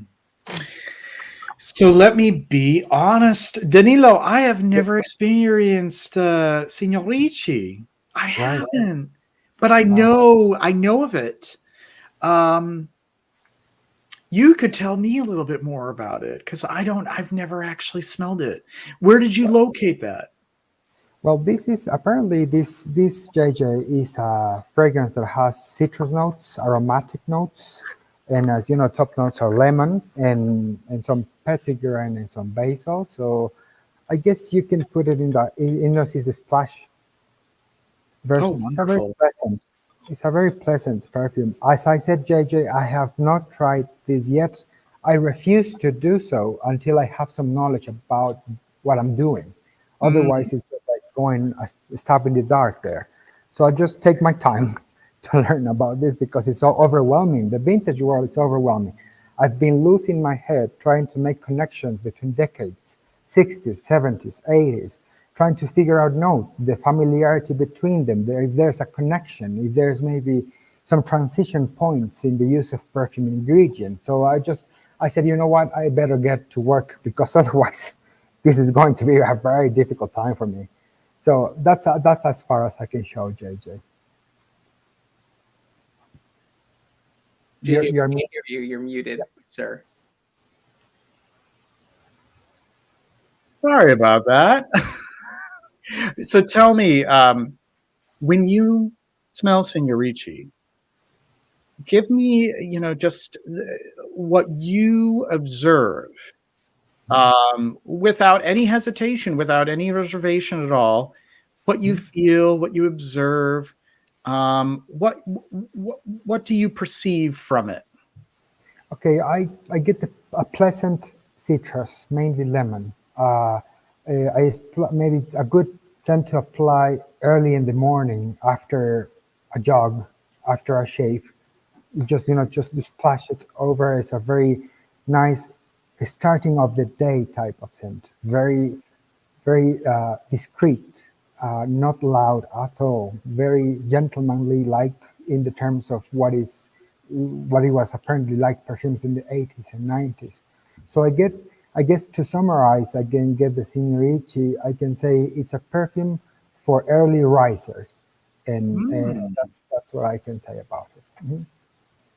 So would it be fair to say that it would be something that invigorates, it almost sort of awakens the senses then? Exactly. Because after I do take cold showers every day. So after that cold shower, when you choose your attire for the day, you have your agenda already in your mind of what it needs to be done on that day.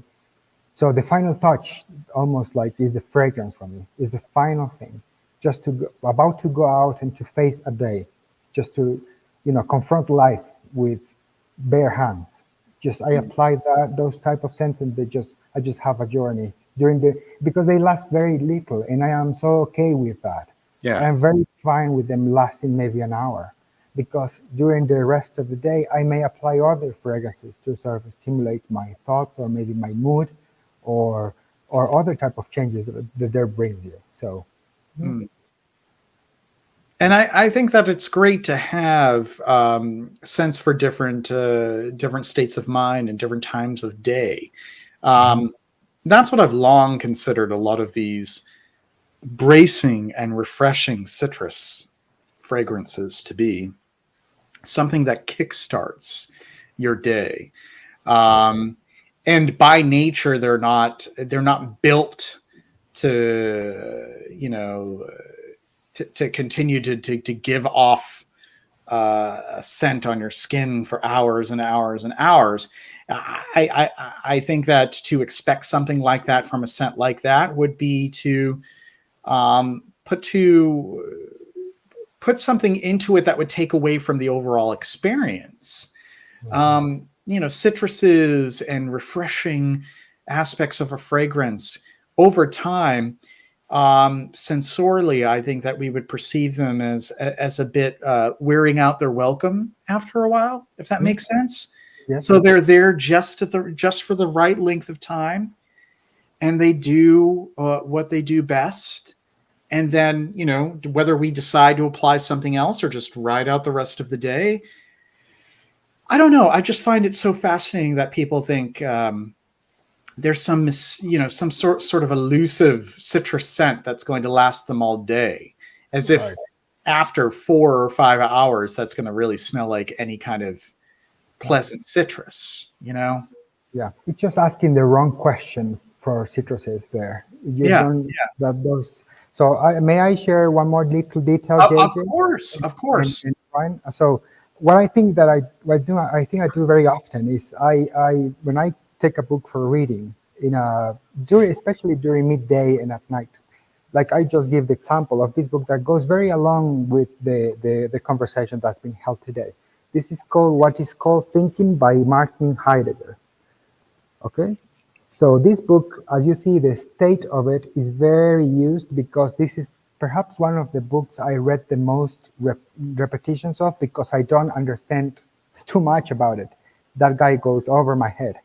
So what I do in order for me to get into a mood to absorb the conversation that I'm going to have with this particular writer, I just open the page where I'm left at, and I just spray, in this case, Mustache Prom, and I just spray a couple of sprays in the pages.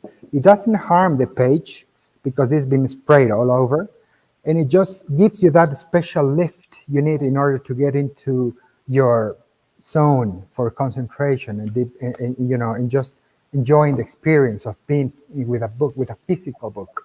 So I think that's why I use my perfumes a lot, because I don't just use it for my skin.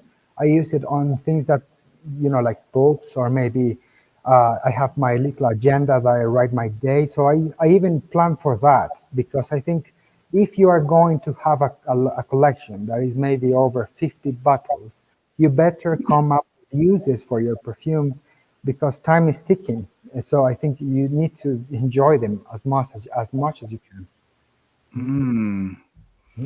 I am loving that idea of spraying something on something else, and in this case, a good book that you're curling up with. I don't know. I'm just my mind is blown by that, because I read so much and I never have thought of spraying a little bit of fragrance onto a book. And you know what, JJ? I go into the little exploratory, maybe playful thing of just assigning a scent to a particular writer. Even I do take that time. Oh, so, really? Like you mentioned Marcel Proust, Raffi de Saint-Perdu. Like, what would you spray Swan's Way with? That's also okay. If you're going to waste your time using social media for over an hour a day, maybe deduct from that half an hour and dedicate it to formative experiences just like that. Because if you are a fragrance lover, you need to love fragrances in its all in the extent of the word, and not just limit yourself to applying. Because some days I don't feel like applying a fragrance, Yeah. so I just feel like just going by my day and not maybe having the time to make that decision. So I have perfumes in my office that I can enjoy, even to start conversation. People come here and visit, so you may just be with free time, and you just maybe bring a couple of bottles of perfume and just start a conversation. And you actually you learn a lot when you listen to people. You listen properly, and you learn a lot from their tastes, because I bring out, based on the conversation we are having, let's say with a lovely gentleman who's maybe giving a business proposal or something, I just sort of get a sense of what the person is going to be into, and I bring three options, and I just give to maybe he's like, this reminds me of so and so. So there we go again. Here we go explaining what is unexplainable, but still people seem to love to go into this area of the unknown, and that is what the book, what is called Thinking, is about. Yeah. Because this particular philosopher proposes the idea of us not being able to actually think. So he says we think, but we actually don't. So yeah. Would you mind putting into the chat the name of that book and the author for everyone? Sure. Okay, that would be great. Wow. I'm just thinking about that. One thing that I've been doing, I recently announced that I have a diagnosis of asthma, and I've been thinking of different ways of experiencing fragrance without it necessarily being on my skin. So I've just been thinking about, where would I spray this fragrance, and whether or not it would be, an inferior experience, or if that matters at all, if I spray it on an object rather than my own skin. Mm-hmm. And it really speaks to the fact that there is no right or wrong way to enjoy fragrance. It's sort of like when you look at a box of food that's on the shelf, and they have this presentation, or it's been prepared in a certain way in the image on the box. It's just a serving suggestion. It's not like you must experience that food in that manner. You can do whatever, you can enjoy it in whatever way that you want. I know some people who, choose to put crackers and milk and have that as cereal. That might not be appealing to you and me, but that's what's enjoyable to them for breakfast, but I like that. And I like the idea of choosing a particular type of fragrance based on whatever type of literature that we're reading, something that would sort of complement or set the mood. Right. I love that. It sets a mood, definitely, JJ. It sets a mood completely, because if you are going to give 30 minutes of your life, which you cannot actually go to a store and purchase life, right? You have to dedicate that time. If you're going to do that, do so in a way that you enjoy the experience. So another one that I will actually show in this is an amazing poet. This is called Lord Byron. I admire this poet a lot because he has a prose that is very, very particular, and it's very, I say, flowery use of language. So this perfume just is Andy Towers' book. This is also Andy Towers, A Coq de Dessert by Andy Tower, because that scent is in that book. And I think, JJ, in future generations, if the book itself has the ability to maybe the perfume lasts in the book as a gift, this is tremendous, because it's a very personal thing. Like, you've made it your own, because in the time you've spent reading it and the time you spend maybe spraying a little fragrance on it, when you give it as a gift or you borrow it, it adds more to the whole levity of the whole thing. I love that. I just love the idea of this. It's a different way of experiencing fragrance. And it also changes the sort of the timeline of it too. Fragrance on your skin, and you're just going about your life and it's evaporating from your skin, and you tend to forget about it, or you become nose blind, as they say, or anosmic. But there's something about being present with it and having it on the book that seems like fundamentally different to me. Yeah, I've even thought about just having scent strips, and at night, instead of wearing it on me, because I'm concerned about it, triggering my asthma, that I will, just put it on like a sort of a scent strip and have it just sort of like, almost like, the way that we would light incense. And it's actually less irritating than incense because you're not dealing with smoke. And just having it by my side, so I could just, the presence is there, but it's not intense, I love this. I love it. I love it. We're talking about mixtapes here. Mixtapes. Mixtapes helped me be less shy. And then Mus31 made one mixtape myself, but never sent out. Super shy guy. I loved making mixtapes. That was sort of like my love letter to people. Like here's like an expression of myself to you. I would choose like a series of songs and how, I would curate them specifically to that particular person. It kind of brings us back to that whole conversation earlier, like what you were saying, Ryan, about the phenomenon of consuming music from Spotify, and how like it's so different now. Like mixtape, you have to be so deliberate. You had to like put together things with intention. You had to take a CD out or take a record off of the turntable with intention. And now with Spotify, it's like it just keeps on going. And things kind of come in and out of your conscience after a while, and you don't really. It's hard for me to really connect and to feel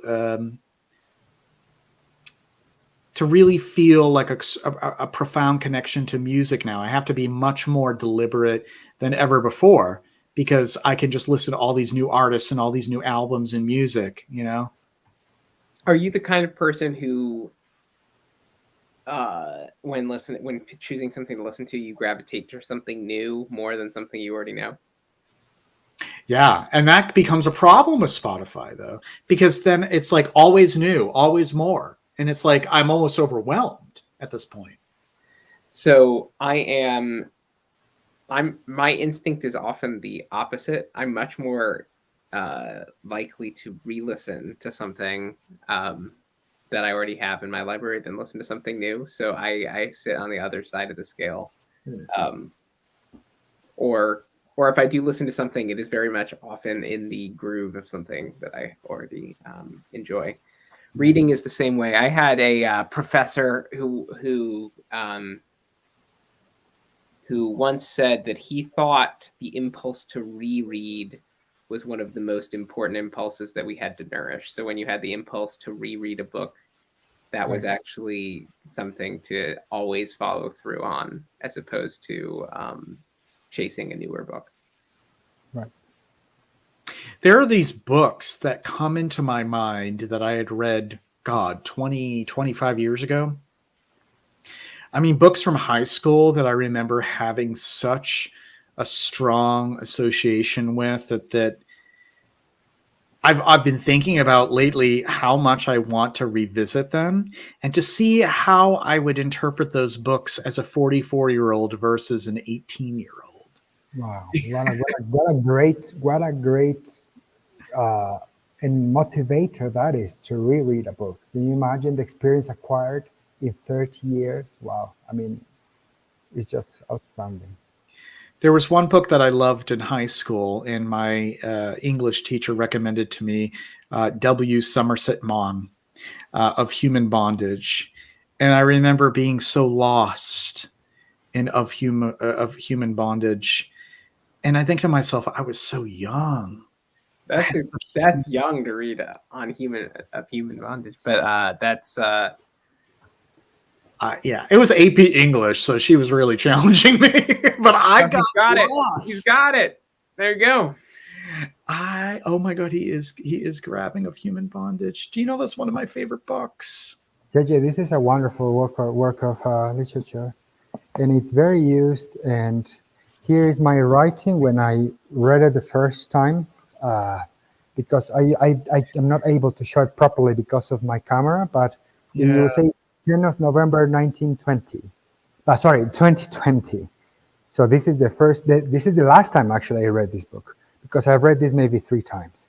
But I do agree with rereading and revisiting, because I think it was Marcel Proust himself. He said that it's not about seeing the same things, but it's rather seeing them with different eyes. It's Right. just the concept of the moving water. Is never, you can never step in the same river twice, because it's constantly changing. I just kind of feel like, my 44-year-old self would be so much more sympathetic, and I would resonate so much more with Philip Carey than I did when I was so young and I had a very different perspective, or a limited perspective on life. And to imagine, to think that I was so touched when I was so young, on the heels of so much trauma. Not to get too expository here. Sorry, folks.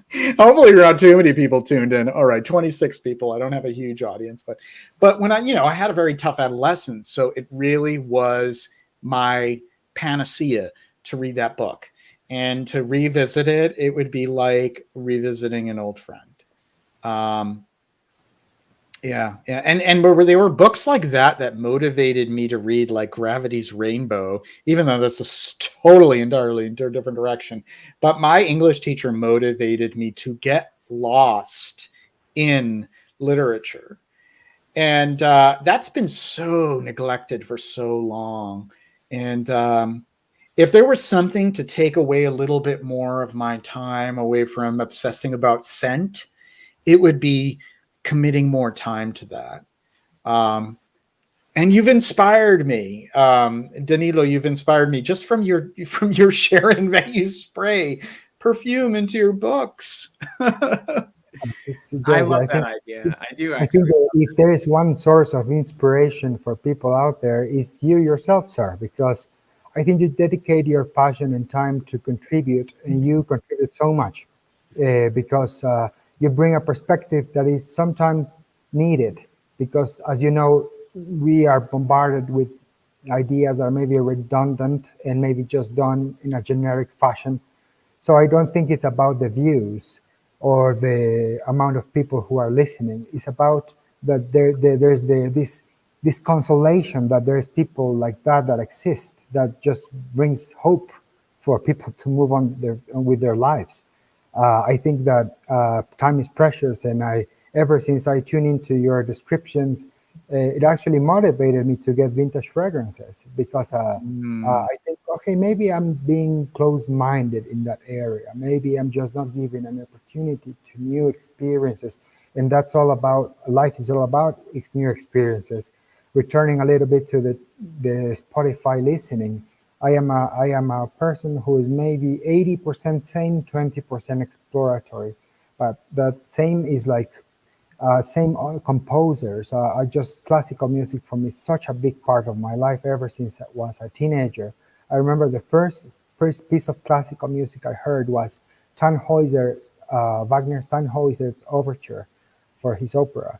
That was somehow something clicked, and then after I listened to Beethoven's Ninth twice, and it was a whole life-changing experience. And I think we have that chance too, to be able to enjoy music, sitting just quiet, taking the time to do the thing, because we tend to do things in a rush. We do things like not consciously almost. We just do things, but we don't take the time to appreciate what we're doing. So if you Right. listen to Mozart's Requiem on a lovely evening, pairing it with your favorite fragrance or your favorite drink, it just takes a whole nother meaning for that experience. Often when I do reviews, if I'm listening to music at the same time, I'm I'm blown away at how the music sort of locks into the fragrance. I have written a few reviews where I will reference the particular music that I'm listening to and how they almost correlate with each other, or instances where a fragrance has me reaching out to a piece of music. So I love the exploration between um, how I respond to fragrance and how maybe music is integrated into that. What kind of pairings? We have things like pairings. Like what complements something else. And I've often thought about like, I should run with that and really see where I can go with discussing scent and music. And I don't know if too many people have really done a lot of that. But I mean, music is my other huge love. So yeah, I mean, you'll see some of my reviews. Like I will think of a particular piece of music, or I'll be listening to it, and I'll be just like, it will just be remarkable how they just dovetail together. And I'm like, I have to mention this in the review as I am smelling this, as I'm analyzing the scent, as I'm experiencing it. This is what's playing, and the two, they fit. It's like I'm always telling people, like, listen to this track, like when you smell the sample of this fragrance, and experience what I've experienced. That's going back to the Greeks, JJ. The Greeks proposed the idea of our work of art being whole. They wanted everything in it. So in this case, a review with music, with a drink, is stimulating your senses in a way that's worthwhile. And the Greeks, I believe, were the best at it. And Richard Wagner's operas derive a lot from those Greek years. If you listen to the Ring Cycle, I know it's not a thing to do in an evening. It may takes you a weekend, but I think you definitely need to take your time and read the booklet. And I am enjoying now the George Solti. He's a director for the Chicago Symphony Orchestra, and he's made a wonderful, wonderful Ring Cycle. So I'm listening to that on this weekend just to revisit the composition, because his Gotthardammerung is just outstanding. It's specific because Wagner is very, energetic, very much of a mixing the Greeks with the Bavarians, with the maybe all types of Nordic fables. Who it's very powerful music, and I love cigars, and I have them as well with the listening music experience. You are exceptionally well cultured, my friend. Exceptionally Oh, well. Ryan, you're too kind, Isn't Ryan. he? Isn't he? True. He is one of the most marvelous individuals that I have happened upon through my appearing on various live streams. Like he's I don't know. I can't say enough. I just love listening to you, my friend, and I think that what you contribute is invaluable.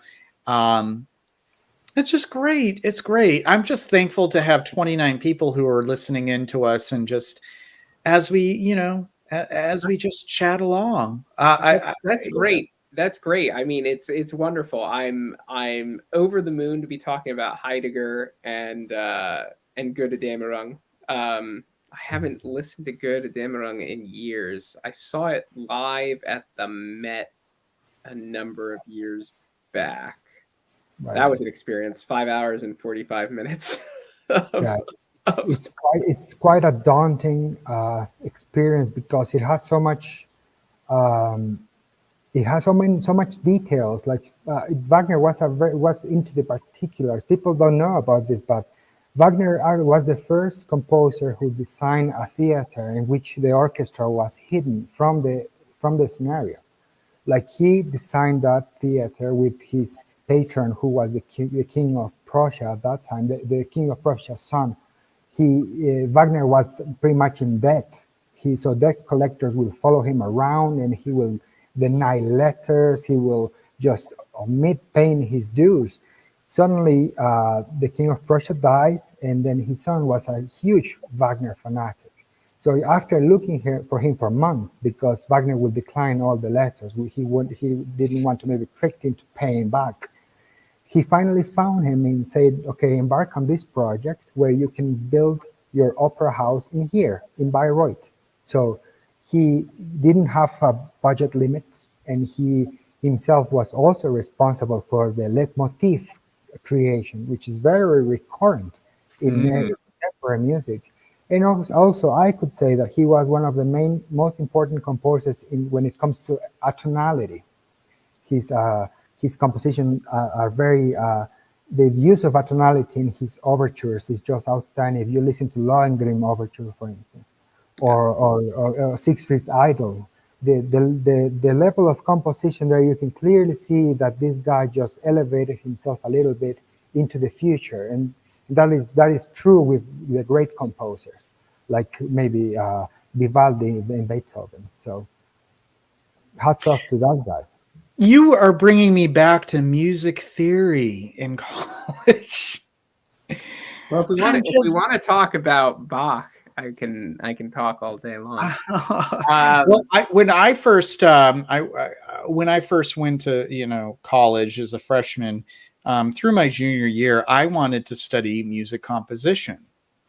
So I was a music major, and I went through the whole ringer of learning about the greats, from the earliest times with Hildegard von Bingen all the way through to Baroque and classical and romantic and 20th century and wacky things. Like I actually at the time wanted to integrate mathematics and music. This is like some deep shit that a lot of people in the fragrance community don't know. This is like my other life, my other past. And I was really heavily inspired by, Iannis Xenakis and like Stockhausen. And I wanted to do these strange marriages between like the melodic and the mathematical and stuff. And I'm just getting like some serious flashbacks. I mean, this is when I was like so young and inspired and untainted by the cynicism of later adulthood. But you're just talking about leitmotifs and stuff. I remember sitting there in my music theory class with this wonderful gentleman. I went to Wheaton College here in Massachusetts. His name was Carlton T. Russell, and he was my professor. And I used to love listening to his lectures on music. And I don't know, I'm just getting so lost in some of these memories right now. God, who would have thought? I mean, we're not even talking about anything about fragrance at the moment. You're talking about revisiting, JJ, and there is this Canadian piano player who made 2 recordings of the Goldberg variations. His name is Glenn Gould. Yes. So you can actually, if you enjoy those 2 CDs together, you can see the young pianist and the older pianist in the same interpretation on the same composition.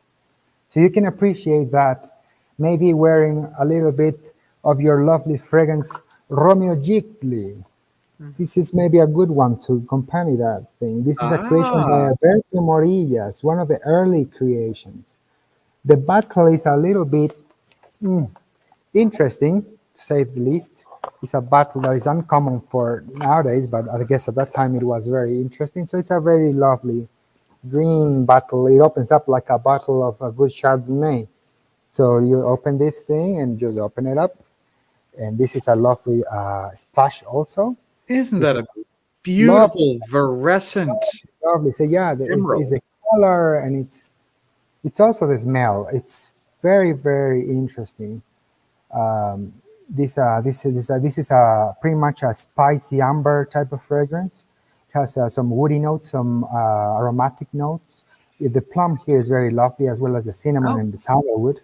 So you can enjoy this listening to your lovely Glenn Goldberg variations. That sounds lovely. Also, fascinating bottle. I've never seen any sort of freshener like that before. Interesting. I had all but given up trying to find a bottle of that because it seemed to be so prohibitively expensive. Did you have to spend a pretty penny on that? JJ, you know what? I have a dear friend who resides in the outskirts of Cuenca. We have a lovely valley called Yunguilla. So this valley is the weather is extremely amicable with health, especially in the elderly. So plenty of people retiring there. We had a neighbor she was a professor of archaeology in the University of North Carolina, and she was a lovely, you find many interesting characters there. One of them being a great fragrance collector, and he's from Birmingham, England. So he has a massive collection, and he was kind enough to gift me, because I often go play chess with him. We get some four folks from the area, and we play a little chess and have coffee, because the coffee that grows there in that valley, JJ, is something so outstanding. We have our chess coffee sessions, maybe talk a bit about books, and he just showed me his collection, and he said, I said, I appear on YouTube talking about fragrance. He said, hey, why don't you take this? He's about 80 something. So I was kind enough to be gifted this, JJ, and I have so many that I have to go over that I'm not even, I don't know where to start. Like this bottle of Laura Ashley. I don't know. I mean, I have to refer to you because I don't even know what this is, because this is not even. Wow. So it's very interesting that how you find these characters in your life. It's almost like a book. Like you find these amazing characters that you never know would have existed otherwise. So the bottle is also lovely. Look at that little bottle with the detail of the etiquette. So it's very interesting stuff. Wow. Yeah. Look at that. Yes. So maybe this one also. This is a lady's perfume, Cristobal Balenciaga. This is a very nice one too. So as I said, JJ, I have like 40 of them. So I haven't even opened them yet. So I have to take my time, I guess, to really explore the things and give them fair assessment. Because I think if I go at this point in time, it'll be another fragrance. I think I need to have the respect to acknowledge to give a proper, understanding. Wow. Well, you definitely had a few great pieces for show and tell. I'm impressed, and it's really difficult to have this sort of a genuine expression of appreciation with fragrance in this world where everything is supposed to be about flash and clout and look what I have, look at my collection, look what I like here's my list of 30 or 40 different fragrances that I spent my hundreds and hundreds of thousands of dollars. But, when you just happen to get a gift from someone, it just seems that much more meaningful. Like, here, this is a gift from me to you. Like, that seems so much more meaningful to me. God, I don't know. I don't know. It's just really great. We have some great characters there in that valley, JJ. It's like people from New Zealand, from Canada, from the US. I mean, Ecuador is a very good option for people who retire because we have the American dollar as a currency. So our economy, ever since 1999, we have the US dollar as a currency. So we are a very popular destination for people who want to spend summer or maybe half the year in the warmer weather, a bit less humid, a bit higher up. And because of our lovely agriculture, we don't know anything about the differentiation between organic and non-organic. All of our stuff is organic. Whenever you wake up early and go to the market, you can just have a feel for the vegetables and fruits, and there is no similarity between any two of them. Every apple is different from one another, every carrot, every single pepper. So you just have a blast. And one thing I have to confess, JJ, I absolutely adore cooking, even more than fragrances. Cooking has been a passion for me since my teenage years. I've been learning and going into cultures because I've been very lucky to travel to other continents. I've gathered as much information as possible. I go into the restaurants and I'm not afraid to get into a conversation in the hopes that I can get some feedback in the recipes, because Asian cuisine and maybe European cuisine and South American cuisine. So I have this also great investment into cooking, because that's a very also it's a very personal thing, because you prepare something and then you share it with people. And I know when I make a good meal, when people start talking a lot about whatever topic, that's the key feedback I get from people, because when people are too quiet and maybe they are not enjoying themselves as much, maybe the food is not that motivating. But when you hear people suddenly not even talking about the food, but just talking amongst themselves about childhood memories, about great experiences they had recently, that table becomes a place of transcendental living. So that's one thing I do very, very often. How impressive. My goodness. I'm humbled. Well, hopefully one day I can experience the food that you prepare if you ever visit the States. That would be Oh, quite wonderful. I go very often, JJ, and I do make a good barbecue also. My smoked brisket is very good. According to my sisters, one of my sisters lives in Delaware, and my other sister lives in Albuquerque, New Mexico. So they go to Memphis and they go to North Virginia, and they say my ribs are possibly among their top 5. So that's a very big compliment when it comes to their food choices in terms of barbecue. And I also indulge into French cuisine. My chicken marsala, for example, is really. yes, I make it very special. I choose the herbs and spices very accurately and the right amounts. I'm very particular when it comes to choosing the ingredients. You have to touch and smell and get involved into the process, because the process of cooking doesn't begin when you are in the kitchen. The process of cooking begins when you are out shopping for your products. So if you return that idea back to the people who made that possible, the agricultures, and the Mother Earth who yielded that wonderful stuff for you to prepare something as little as a shepherd's pie, it's an outstanding thing. So you have to really be appreciative. And I do think, JJ, that if I have any message, if I dare to have proposed any message for people who are out there, is that we should look at the people during the Renaissance time and see how those people were thriving in life. They have many, many different types of hobbies and many types of passions.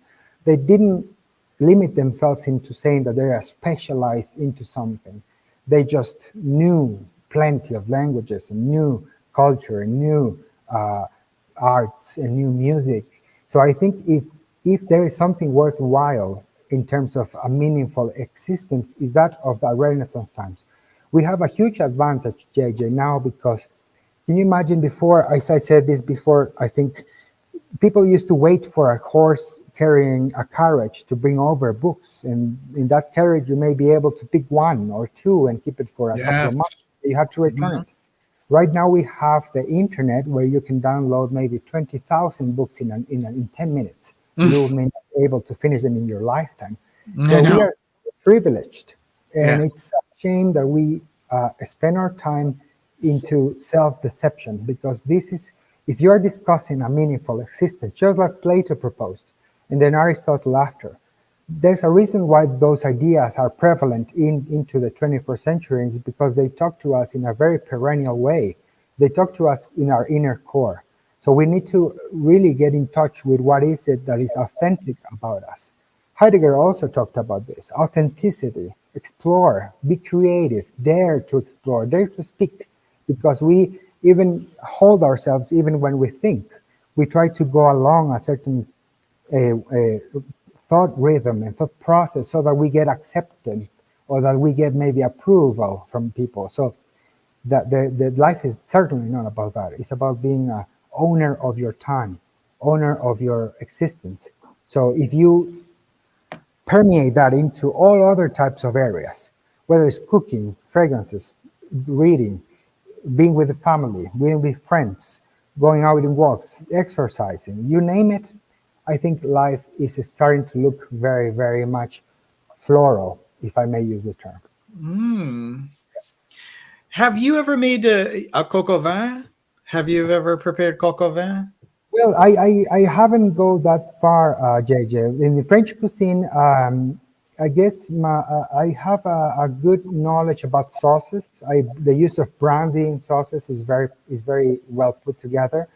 Uh, but I like to explore recipes, just like to explore a fragrance. Before making a recipe, I try to look about 10 different options of making the same recipe and try to figure out who actually wrote that recipe, whether it's a French dweller or maybe just a person who's residing in another country who has a go at it. I think if you put thought into the things you do, you find out that you can become uh, passionate about pretty much anything. And cooking is the same thing.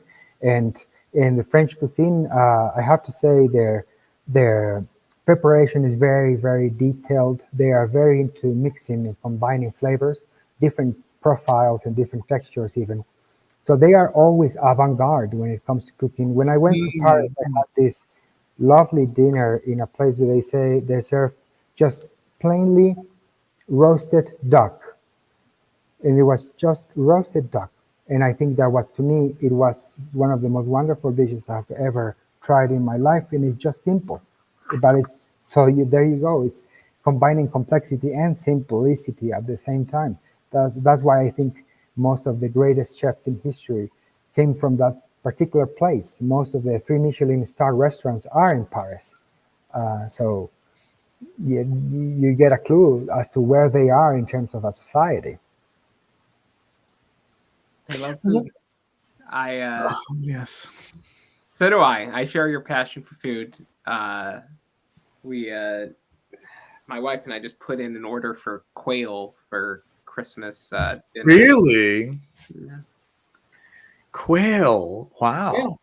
Yeah, that's it. That's very exciting. They come partially deboned, so they're flat. So you have to stuff them to cook them. So we will be figuring that out. But we're looking at like a tamarind stuffing or something of that sort. How lovely. My goodness. What cultured people we have here. My God. I've always wondered what it would be like to have pheasant. Pheasant was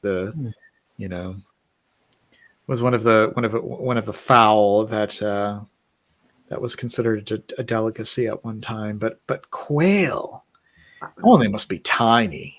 Tiny little birds. Tiny. I've done Cornish game hens. I've done duck. I've never done goose. Goose was one we were thinking about, but we just. But yeah, I don't know. Something about quail sounded fun. I guess you could do squab and go even smaller. Oh, squab, yeah. Would squab be smaller? Because some quails are awfully tiny. They're even tinier than doves and pigeons. I love it when you walk into a market and they're selling the quail eggs, and they're in these little cartons, like chicken eggs, but tinier. Tiny little eggs. Yes, and I've had the quail eggs with my sushi. Oh wow. Oh, where did I was just trying to figure out why this reference was made. Now I have the song in my head. Owner of a lonely heart, owner of a broken heart. Yes. JJ's rendition of Rod Stewart the other day was outstanding. He does a great Rod Stewart song. He sung "Have I Ever Told You That I Love You." That is a wonderful ballad. JJ was very good at it, actually. Oh, I sang that a while ago, didn't I? Yes, you did. You were streaming one day. You were just having a lovely sing, and then you were asking for people to have suggestions. I was thinking about that song because it has a very deep meaning to me. So I just typed it in. Have I ever told you? And you went ahead and sung it. So that was incredible. Oh, thank you. I love to sing. Singing is one of. It's a life experience. It's shared at the moment. It is just more than just a guy singing. It's much more than that. I think it's really meaningful. Like I haven't done one of those in a while, but I love the idea of getting a request and just singing to someone and having that connection with people. And I'm sure it's a little corny for some people and it may not be their thing, but for those who love music or may love to sing, or they just like the experience of somebody expressing themselves through music, I think that's some of the most powerful stuff in the world. I love it. I love it. Right. Yeah. And that's a beautiful song, and I didn't even, and now that you mention it, I didn't even think about just how beautiful the song was until you requested it and I started singing it and I was paying attention to the lyrics. Yeah. Simplicity, simplicity sometimes goes a long way. It does. There is something to be said for it, where there isn't a lot of complication, and it just is a straightforward message with a beautiful, timeless melody. Yeah, for sure. Gentlemen, I have to be winding my evening down at this point. Oh, yes. I think that we're going to be wrapping up about this time anyway. So one last visit of the 3 first impressions. We'll make this quick because I think I already know what the choice is here. Parisian musk, I could do without ever smelling that again. What is this one called? I'm reaching for it again. The Fuego from L'Atelier de Laurent. It was nice, but nice isn't enough for me to seek it out any further or to wear it again, considering just how many things I've smelled and sniffed and want to smell and sniff again. There's only so much time in the world, as I mentioned earlier. And I think that my favorite for tonight happens to be Cardus, Cardus. This is Joram Studios, Cardus. And I think I owe it to myself to actually look at the notes breakdown and figure out what exactly is going on here. So I'm bringing up Fragrantica even as we speak to look up Cardus. And what we have in front of us is, apparently, chamomile is one of the main notes, and honey. Tea, marjoram, mahogany, clary sage, tobacco, clove, tuberose, heliotrope, musk, myrtle, rose. It only says so much to me, but I honestly pick up so much costus, and it's not listed as a note, which just goes to show you that the notes breakdown is only going to tell you so much. But now that I think back to the opening, I can see where there's this vegetal, weedy, wildflowery kind of chamomile.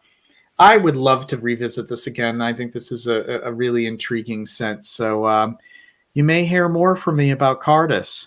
So we're going to wrap it up here. Thank you so much, everyone, for tuning in. Next week, we will have Nick of Scent Remix. He has a presence on Instagram and YouTube. He'll be joining us. I believe, Ryan, you will be able to join us next week. Is that correct? I think that you confirmed. That is correct. And also Adam confirmed. So we'll have Ryan, Adam, and Nick Scent Remix for next Tuesday. Tune in then. And in the meantime, I hope you all have a fantastic week. Take care now. All right. Bye-bye now. Ending the podcast right now. And just stick around, guys, while we do a little bit of backstage before we sign off. All right, everyone. Toodaloo.